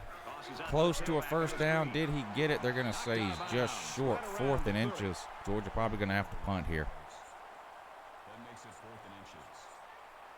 The Oregon defender rode him out of bounds close to the first down marker, but they marked him just short. These special teams have done it before, blocking and Camarda's going to have to punt it away here for Georgia. Kick is away. Oregon fields at around the 23-yard line up to the 30, the 35. He's hit, dropped at about the 37-yard line. Oregon takes over with 21 seconds remaining in the first quarter, trailing 3-0. And while they are behind, they know they can knot things up in a heartbeat. It's way too early to change your game plan. C.J. Verdell with a huge hole up the middle. Gains close to the first down there. They're going to mark him a little short, too. 2nd and inches, they call it. Now for Oregon. Big play on first down there for Oregon. Huge hole right up the middle. Herbert changes to play. Option. Herbert's going to keep and gets the first down and not much more. Does move the chains, though. 1st and 10 for Oregon right at midfield now. Yeah, Fromm's going to get drafted. I don't think he'll ever start a game in the NFL, but he'll get drafted. We're through one quarter. Bulldogs with a 3-point lead. Yeah, these are updated rosters for 2019. The 2020 rosters aren't out yet.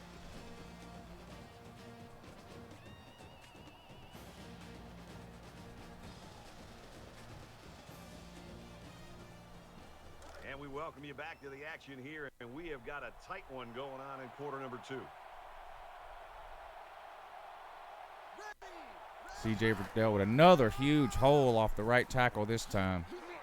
Not quite enough for a first down, but it's going to bring up 2nd and 1.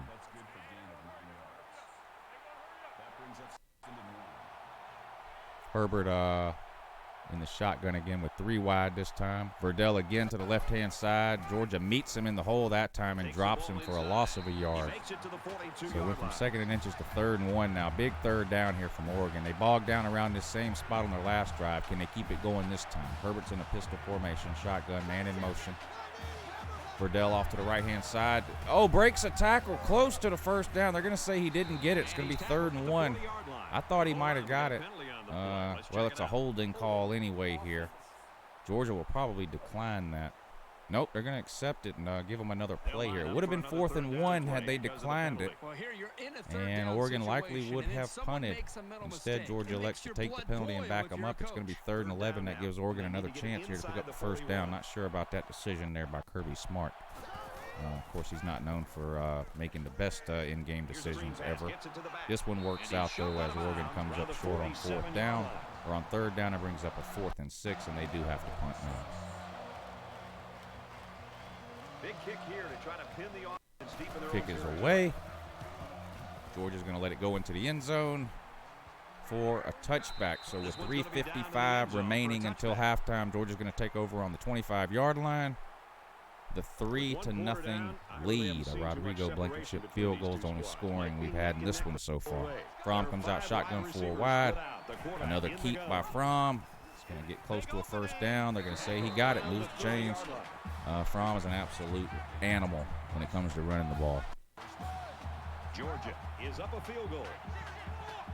DeAndre Swift has some room this time. Picks up about 9 yards, 2nd and inches now. Running game really getting going here for Georgia in the second quarter. Mostly through the air in the first quarter, but they've been on the ground in this quarter. Swift again. It's out past the first down and then some. Breaks a few tackles. Picks up 4 or 5 yards, moves the chains. Georgia up to its own 45-yard line now. 1st and 10 with 3:31 to go in the second quarter. Fromm fires quick.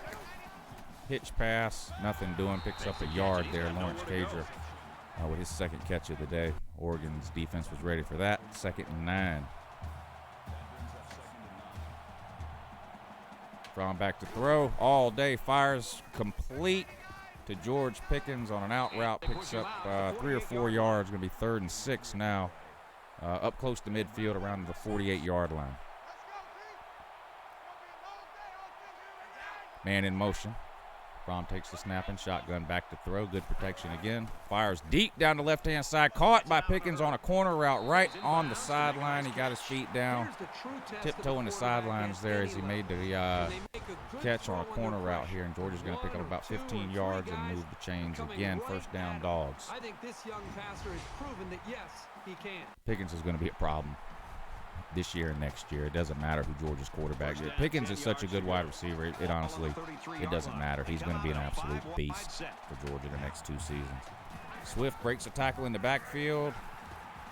Turns it into an 11-yard gain. Made something out of nothing there. So what should have been a 2-yard loss turns into an 11-yard gain and another 1st down for the Dogs. They're up to the 20-yard line now in the red zone. Swift again, another hole off the left-hand side. Breaks another tackle. Picks up 9 yards this time. 2nd and 1. Swift is picking up yards in big chunks now. Georgia down to the 12-yard line here. 2nd and 1. 2.5 minutes to go till halftime. 3 wide shotgun. Fromm keeps again.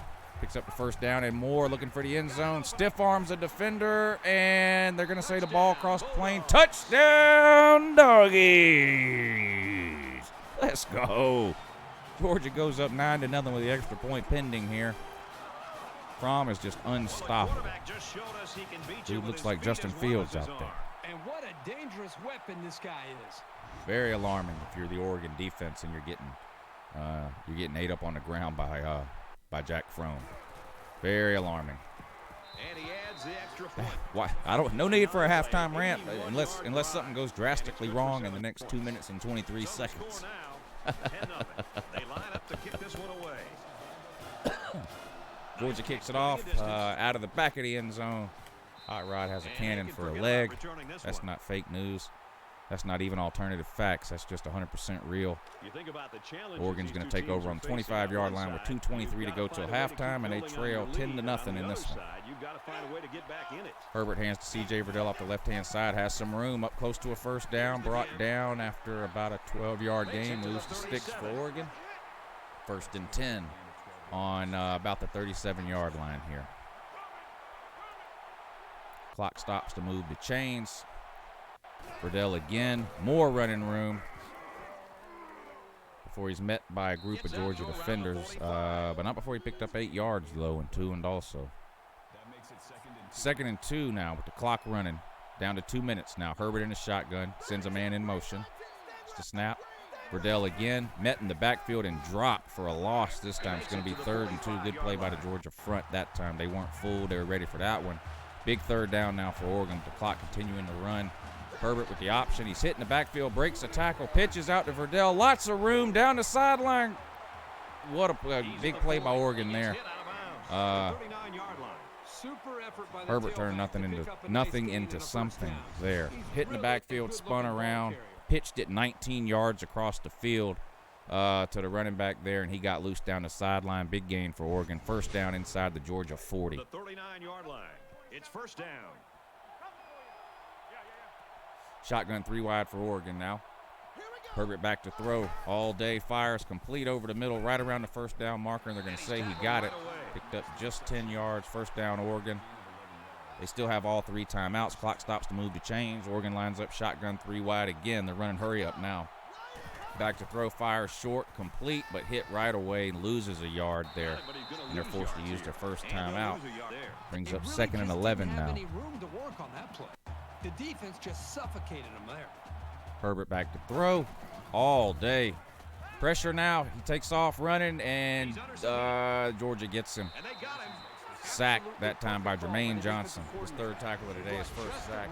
Had all day to throw. Nobody could get open. Nolan Smith forced him out of the pocket. Right into the arms of Jermaine Johnson. Sack for the Georgia defense there. Brings up a 3rd and 18 now with 1:23 to go until halftime, and Oregon trailing 10-0.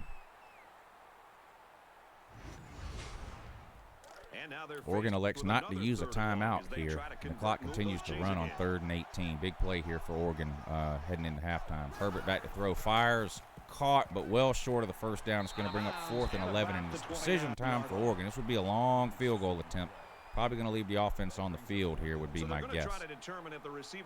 Actually, they're going to review it to see if he had his feet in bounds. Let's take another look here. Definitely made the catch. And boy, that right foot was close to being off the ground by the time he had possession. Hard to overturn that one based on what I've seen, though. Probably going to have to let that one stand. Yeah, play stands, and Oregon is going to try a long field goal here. This will be a 46-yarder from the left hash with 1:10 to go. Snap, kick is up, looks long enough, and it is good. Oregon cuts the lead down to 7. They now trail Georgia 10-3 with 1:07 to go till halftime, and Georgia set to receive the kickoff here. Kick is away. It's going to be fielded right at the goal line, and Georgia brings it out up to the 10, the 15, up across the 20. Is hit, dropped. Brian Herrion picks up 20 on the return, and Georgia will start at its own 20-yard line with 1:03 to go till halftime and all 3 timeouts remaining. Everything is coming together for this offense. They seem to be getting better with each series. And, you know, this game started where this Georgia comes out now 4 wide and a shotgun. Let's see how aggressive Kirby wants to get here heading into half. Fromm's back to throw all day. Fires deep down the right-hand side. Caught by Tyler Simmons. Tackled inbounds, though. The clock will stop to move the chains on the first down. Picked up about 15 yards there. 1st and 10. And Georgia did go ahead and use a timeout. Fromm back to throw again. All day again. Fires short. Tyler Simmons should have ran out of bounds, but he's an idiot, and he didn't. So it's 2nd and 9, and Georgia's forced to use a 2nd timeout now. Only 1 timeout remaining for the Dogs. They'll spread the field here. Let's see what the defense does with a 5-wide. Fromm back to throw all day. Fires deep over the middle. Dropped by Demetrius Robertson. Hit him right in the gut, and he couldn't hang on. Can't put that one on Fromm. 3rd and 9 now. 3rd down, 9 to go. Ball on their own 35.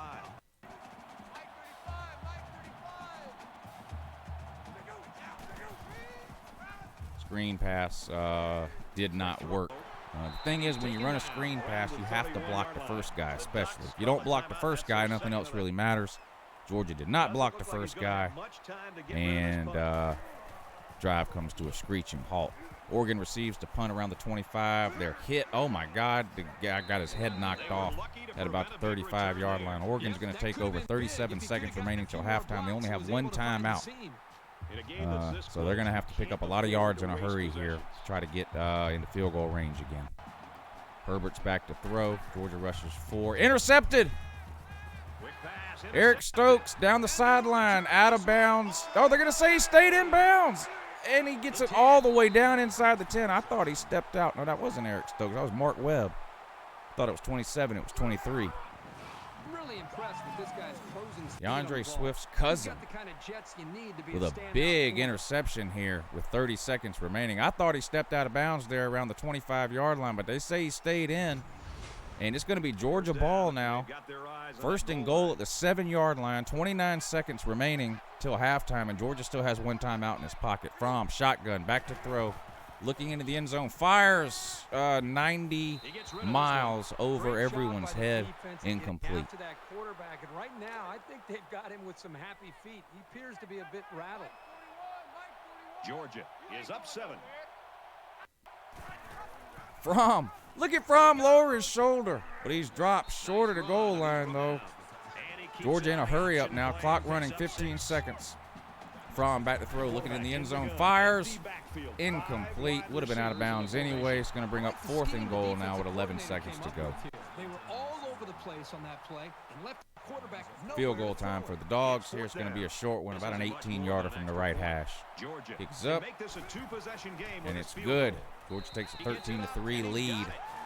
Only 8 seconds left. Not much time for Oregon here with only 1 timeout remaining. Time for them to throw another interception if they want to, though, and 2 and also. This one's going to be down in the end zone for a touchback. And the offense will take the field, and they're certainly hoping to do better than they did in their last drive, which ended with a turnover. I look for the offense to come out with the same game plan as before. You don't make changes after 1 play. He's taken down at the 34. We played a half of football. The Bulldogs lead 13-3. That's going to do it for the first half. Georgia heads to the locker room with a 13-3 lead here in the championship game of the We Really Wish We Could Win a National Title playoffs here on YouTube. Georgia, of course, beat Notre Dame in round 1. Oregon beat Wisconsin in round 1. 5 teams entered. 2 remain. Only 1 can be crowned the best team of the last 20 years that hasn't won a national title. And there's 1 half left to do it. Second half underway. Oregon receives. They run it out of their own end zone up to around the 22-yard line where they're going to take over 1st and 10, trailing by 10. I think the energy is there. Only 111 yards of offense for Oregon in the first half, so they got to do a lot better than that if they want to get back into this game. Just win the battle at the line of scrimmage. I think it's giving them confidence, and it's allowing them to play more downhill where they can attack this. C.J. Verdell up the middle, hit right at the line of scrimmage and dropped. Nothing doing there. Tyson Campbell came up from his corner spot to make the hit right at the line of scrimmage. 2nd and 10 now for Justin Herbert and the Oregon offense. And somebody moved. Another false start. That's their 2nd false start of the game. Is going to back them up 5 yards and make it 2nd and 15. Once you're set, you've got to stay that way. The slightest flinch is going to be enough to draw the flag. The penalty makes it 2nd and 15.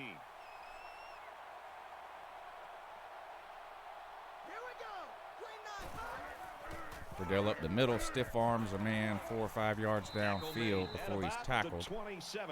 Picks up 10 yards, going to make it 3rd and 5 for Oregon. Shotgun again with 3 wide this time. Georgia rushes 4. And Nolan Smith makes the hit, drops him for a 1-yard loss. 4th and 6, and Oregon is going to be forced to punt again. Georgia's defense playing a great game so far. Oregon really struggling to get anything going offensively. The punt is away. This one should be returnable. Fielded around the 32, up to the 40, out to the 45, makes a man miss, out to the sideline, across the 50. Nice return by Brian Herring, picks up 19 yards there, and it's going to be 1st down Georgia with 3:54 remaining in the 3rd quarter.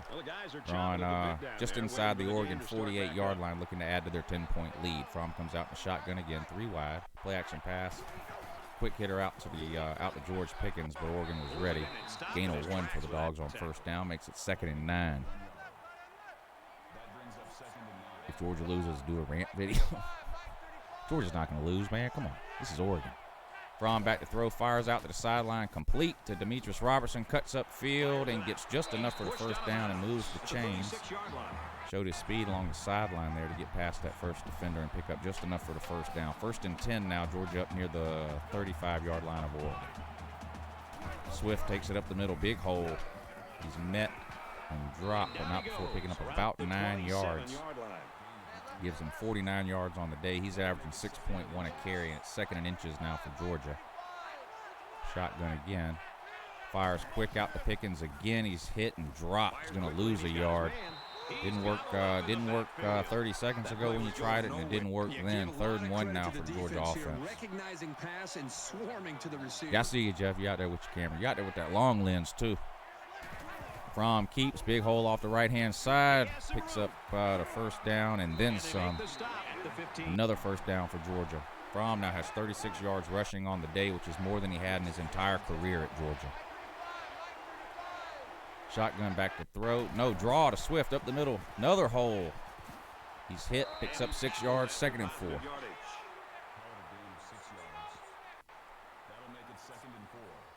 about 4 yards away here on second down.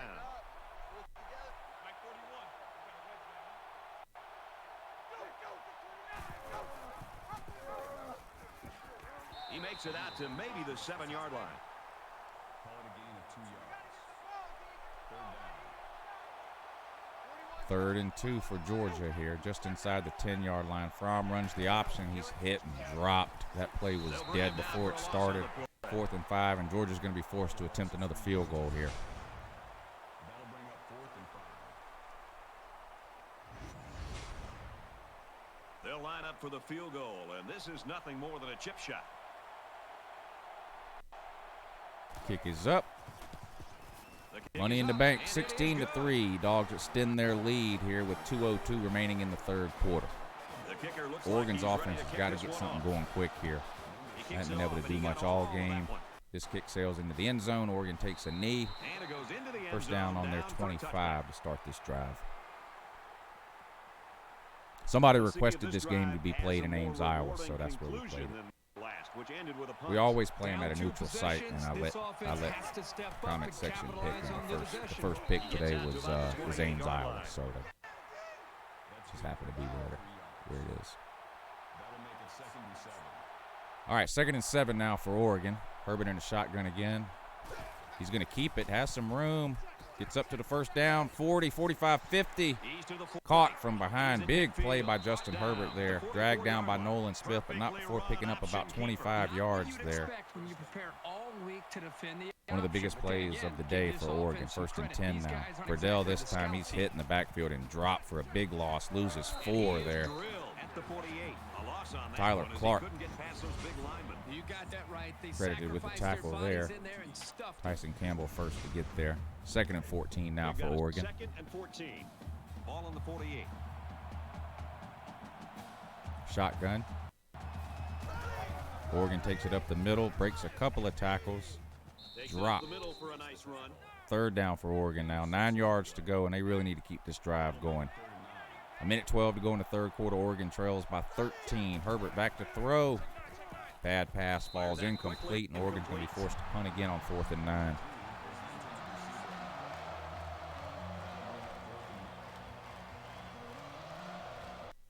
Big kick here to try to pin the offense deep in their own Snap is away, and the kick is off. This one's going to sail into the end zone, it looks like. And Georgia's going to take over after a touchback there. So they're just about set to get the game going again. 1st and 10, Georgia on its own 20-yard line. Shotgun and 5 wideouts. Swift up the middle, nowhere to go there. Didn't fool anybody. Hit right at the line of scrimmage and dropped. Didn't gain anything. 2nd and 10 now, Georgia.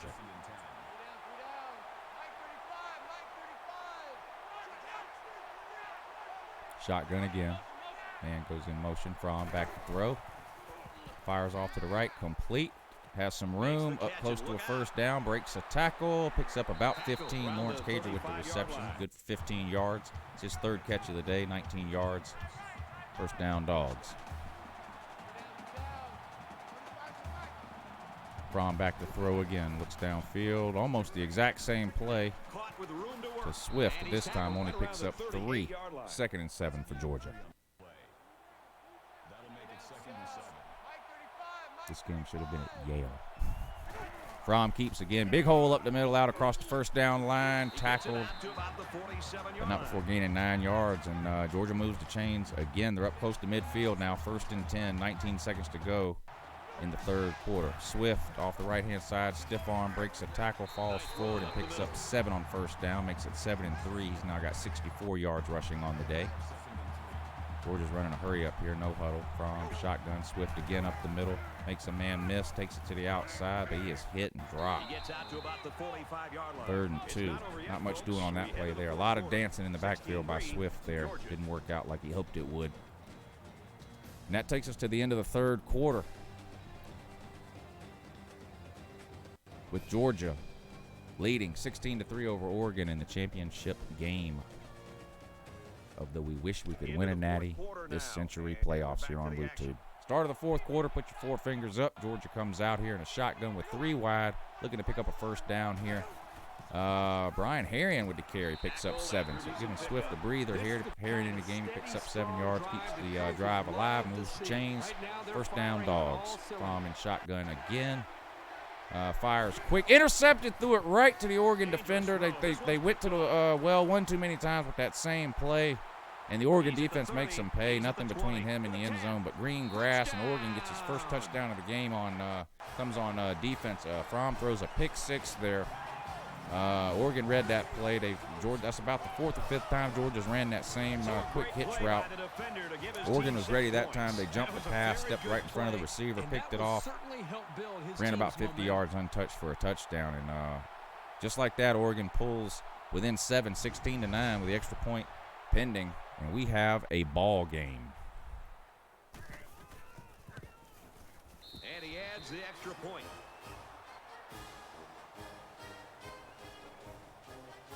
They line up to kick this one away.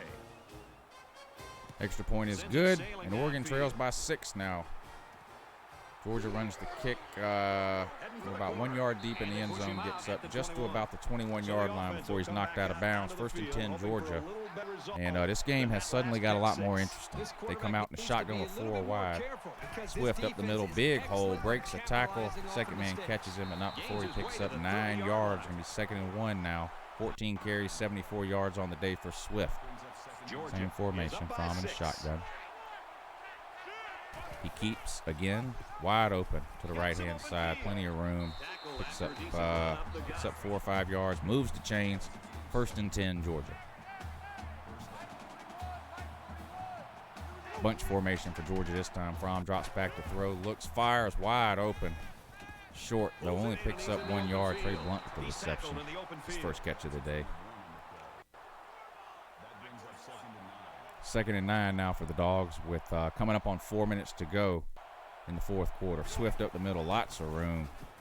Hit and falls forward. 3rd and 2 now for Georgia. Swift picks up 6 on 2nd down.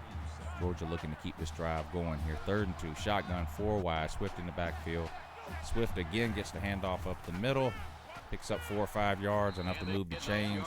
Georgia moves into Oregon territory now up around the 47-yard line with 3:50 remaining in this one, in Georgia on top 16-10. Fromm keeps. Not a whole lot of room. Going to pick up 5 or 6 yards there before he's dragged down. Swift somehow got hurt by doing absolutely nothing on that play, which is alarming. Who's that in the game now? Is that Harrion or Zeus? Shotgun 4 wide. Harrion up the middle. Huge hole. Runs a man over. Makes it out to about the 30. Harrion running with he's running angry. Brian Harrion picks up about 15 yards, moves to change. Georgia inside the 30 now. Fromm keeps off the left-hand side this time. Didn't work. Fromm tried to juke out the defensive back. Didn't work. Dropped for a gain of 1. 2nd and 9 now for Georgia, just inside the 30-yard line. Shotgun, 4 wide, 3 to the bottom of the screen. Georgia letting the clock run here, trying to bleed some time off the clock. Coming up on 3 minutes to go in the 4th quarter. And Georgia perfectly content right now to just let this play clock wind all the way down.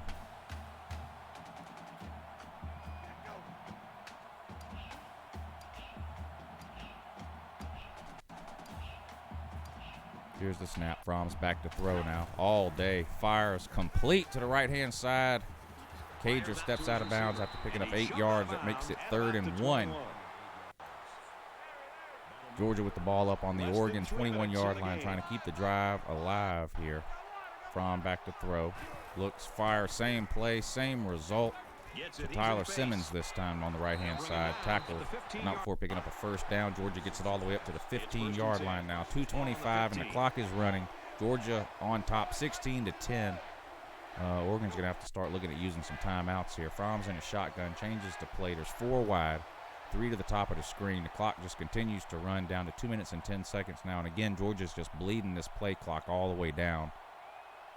They're already in field goal range, which means Oregon is going to need 2 scores at least to win this game. You have to imagine Hot Rod's going to make a field goal from here unless there's some kind of a turnover. Fromm back to throw again, has all day. Fires deep into the end zone and again sails it into the next zip code. Incomplete pass stops the clock and brings up 2nd and 10 now with 1:50 to go. Georgia on top 16-10. Here's the 12th play. Drive. Carrying up the middle, hit, nowhere to go. Picks up 2 or 3 yards. That is it. At the 12. Oregon's going to take their first time And Oregon did call a timeout that time to stop the clock. 3rd and 7. Harrion again off the left-hand side. Nowhere to go. He's hit and actually loses a yard. Oregon's forced to use another timeout, though. That's going to bring Hot Rod out for a 30-yard attempt from the left hash. The kick is up.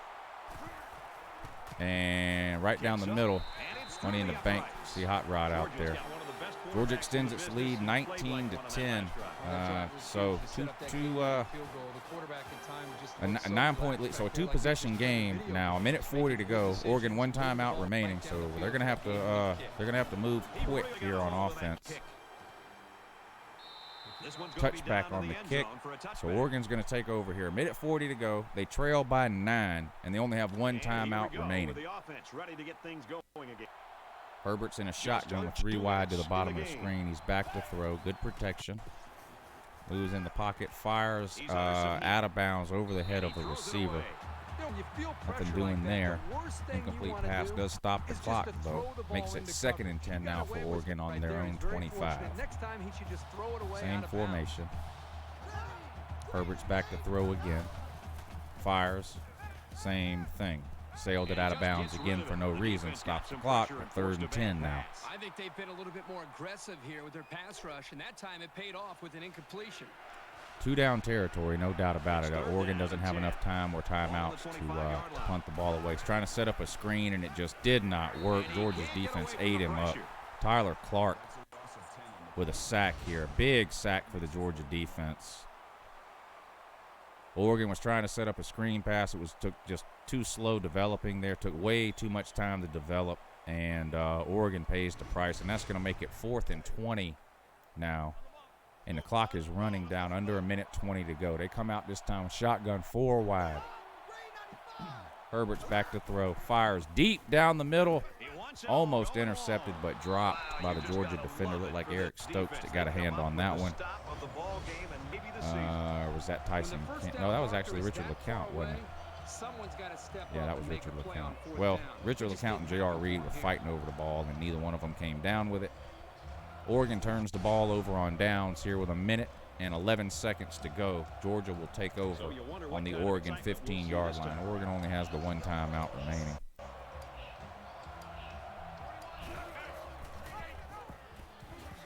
And he's taken down at the 16-yard line. From the 16-yard line, it's 2nd down. Where'd that troll go? I was going to, if he just made 1 more account, I was going to let him stay. But I guess he gave up. I'm a little disappointed. I was going to let him stay. I was just messing with him by hiding him every time. I figured he would make another account, and I could tell him I was just kidding. But if you're still listening, make 1 more. I'll let you stay. Brian Harrion scores up the middle on the touchdown run here. That's definitely going to be the icing on the cake here. Georgia takes a 25-10 lead with 1:01 to go. The extra point is pending. And again, Oregon out of timeouts now. They're about to be down. Actually, Georgia's going to go for 2 to try to make it a 17-point game.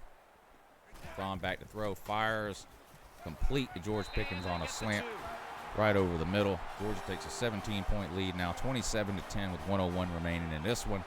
And this one is over for all intents and purposes. But the kick is away here. We'll see if Oregon can do anything in the last minute. All of this one, great kick. And it goes into the end zone, down for a touchback. The Bulldogs have really been all over the No, I know. I saw where you blocked it, but I was just hoping he would make 1 more. I was going to let him stick around. And just fly to the football. They are playing with a shame that he gave up. And it's really paid off because it set up their offense to be able to score points. Last time out, the offense wasn't able to convert on 4th down. Hey, remember, you don't have to go for it on 4th down. The last time you Herbert back to throw, fires, complete. Georgia playing a soft prevent defense here. Happy to let Oregon gain 10 or 12 yards there because that's just not going to get the job done. I understand that, and I get it. But when you're in your own territory and it's 4th down and 5 or longer, just considering a punt would make intercepted. Mark Webb again down the sideline across the 50, the 40, 45, 30. stays inbounds. Not that the clock's going to stop anyway on a change of possession, but Georgia with another turnover here. That seals the deal. Mark Webb with his second interception of the day. Georgia's going to come out and take a couple of knees, and this one's going to be over. Oregon's out of timeouts. They can't stop the clock. Fromm's going to come out, take a knee or two, and Georgia is going to win the inaugural best team that hasn't won a national title this century playoffs here on YouTube. Absolutely amazing in that. And Tooland also. The offense lining up in a victory formation, and he takes a knee. 2 seconds difference between the play clock and the game clock, so Fromm's going to have to take one more knee, and then that's going to be it. That's going to do it. Congratulations to the Georgia Bulldogs, this year's champion in the best team that hasn't won a natty in the last 20 years playoffs here on YouTube. Unbelievable. Shout out to my dogs. I knew they could do it. I knew Georgia was the best team never to win a natty this century. I just had that feeling, and my dogs did not let me down. No one should be surprised. I took Georgia -3. They more than covered. So Uncle Lou made him a little bit of money on this game, which is amazing. Yeah, I had to. Well, I didn't have to, but I did too. So anyway, oh, there he is. Yeah, I'm going to let you stay now. So I appreciate you coming back, UT9 and that. Appreciate you coming back. Says, come on, let's work this out. Tell the fanboys and Celine to back off. Yeah, y'all leave UT9 and that alone, okay? He's homeschooling because his school is closed. He's got nothing to do. Don't time the poor kid out. Oh man, somebody did it anyway. Dang, can't believe that. What a shame, man. I'm sorry about that, buddy. Man, I was gonna let you stay too, but oh well. Life goes on, Corky.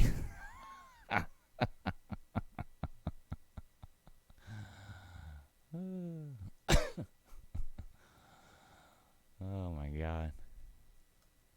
Man. Hey.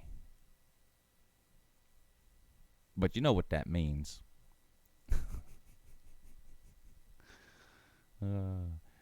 Even though we blocked like 9 of his accounts, did he stop watching? Nope. He was still watching even after 9 of his accounts got blocked. How do we know he was watching? Well, as soon as I told him to make another account, what did he do? He made another account.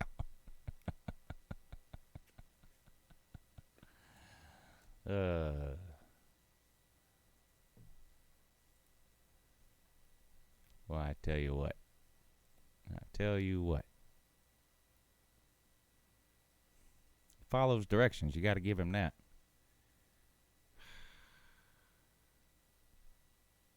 Now come over here and shine my shoes, bitch.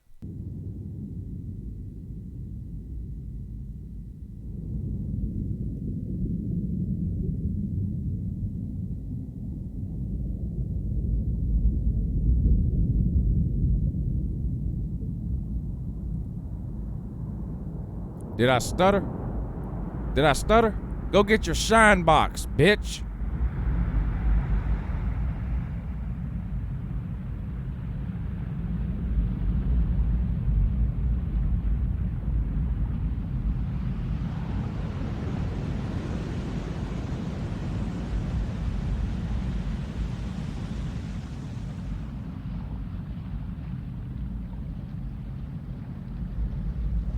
In the 305, bitches treat me like I'm Uncle Lou.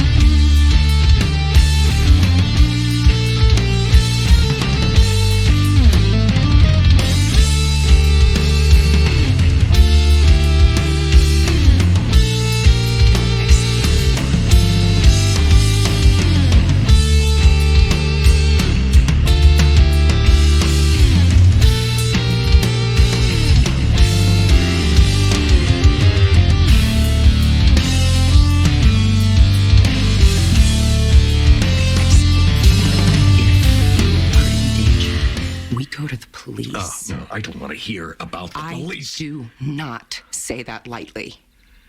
I know what it could do to this family, but if it's the only real choice we have, if it's either that or you getting shot when you open your front door... I don't want to hear about the police. You're not some hardened criminal, Walt. You are in over your head. No. That's what we tell them. That's the truth. No, it's not the truth. Of course it is.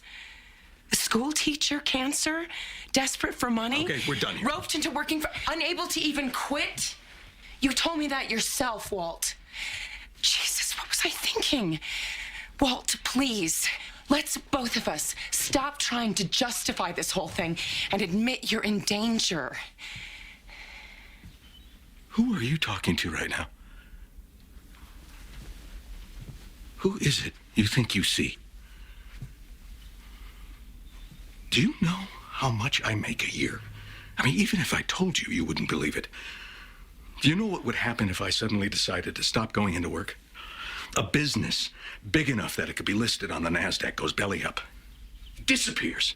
It ceases to exist without me. No, you clearly don't know who you're talking to, so let me clue you in. I am not in danger, Skylar. I am the danger. A guy opens his door and gets shot, and you think that of me? No. I am the one who knocks.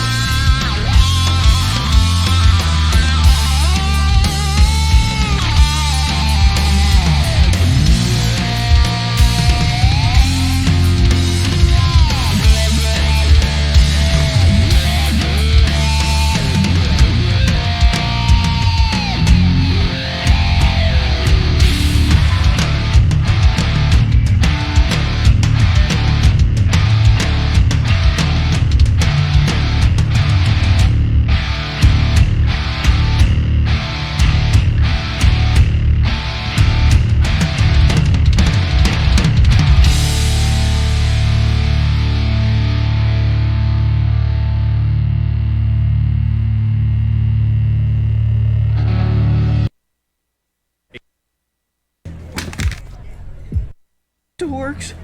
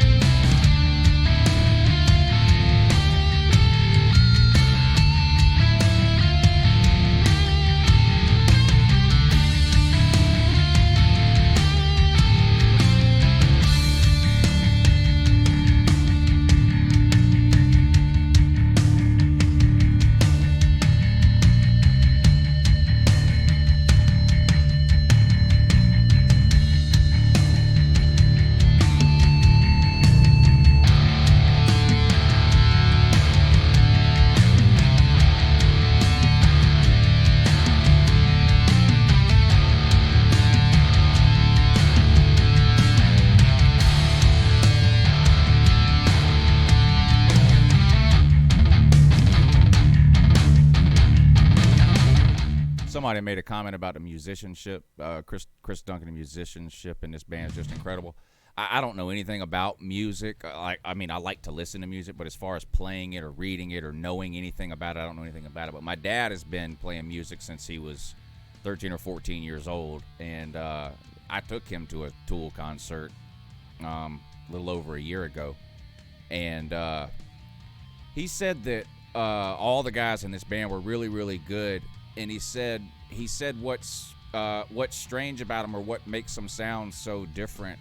I guess there are certain timings or beats in music that are like standard, and they don't play any of those. I can't do a good job of describing it, but if there's anyone listening, if any of y'all know anything about music, maybe you know what I'm trying to say, but there's like certain counts in music that are like standard, and they don't play those counts. They like everything is off by one count or something. And he said what makes that so crazy that they can do that is that they all do it. Like it's hard enough to play on a regular standard count 3 or 4 people at the same time, a drummer and 2 guitarists, whatever. He said, but and this was if you've ever seen them live, it sounds just like this. They don't miss a beat live. They're amazing, and the visuals of a Tool show. A deaf person, and I'm not trying to make a joke about deaf people, but a deaf person could go to a Tool concert and would enjoy the experience, just the visuals. It's unbelievable. If you like Tool even a little bit, you should really go to a show if you get a chance. They're amazing, amazing to see live. That's the only time I've ever seen them. Yeah, the tempo, Mike, is maybe a better way to describe it. I've only seen them live the one time like a year ago, and I can't believe I waited so long to see them. And I'm going to go see them again first chance I get. It's unbelievable experience.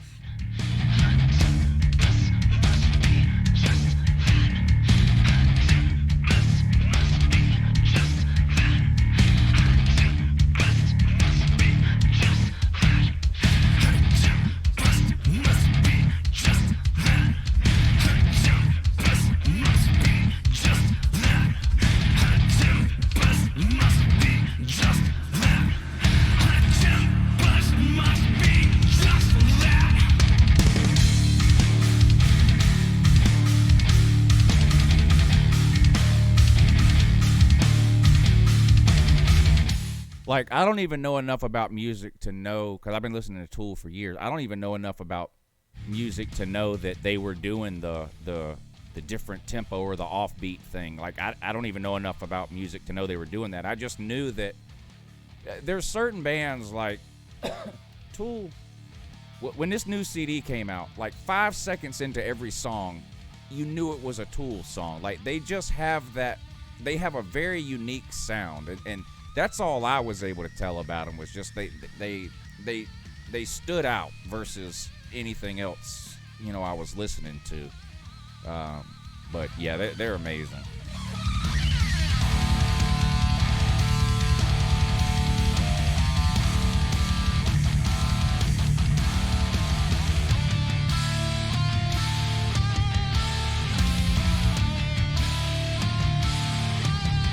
And then you consider the fact that every single song on that latest album they put out, there's only, I think, 6 songs on the album. Every one of them is like somewhere between 11 and 15 minutes long.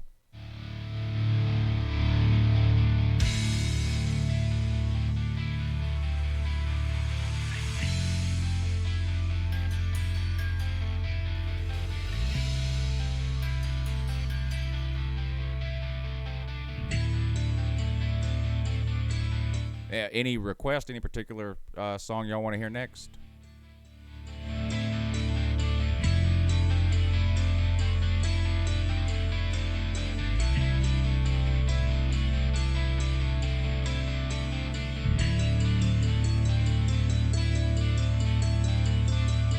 The Pot? All right, I'm going to put on The Pot.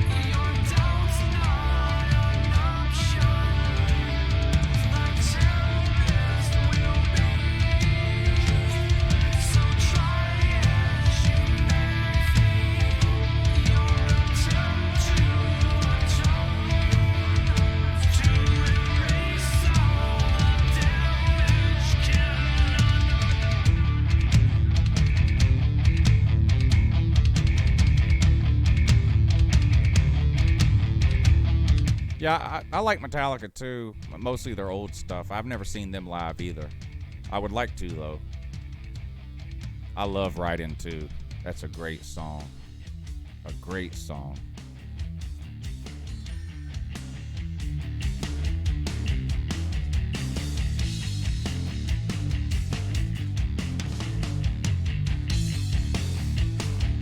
Glitter Gator, I don't even know what that means. I'm just going to be honest. I just got lag switched in Warzone. I might as well be speaking another language.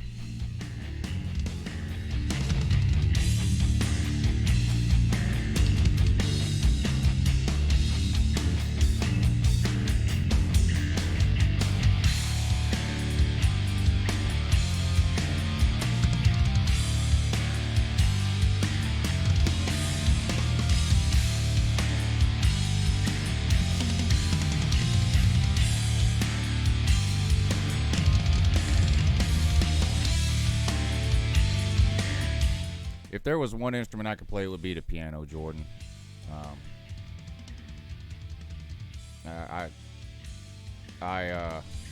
There's something just relaxing to me about the piano. I don't know.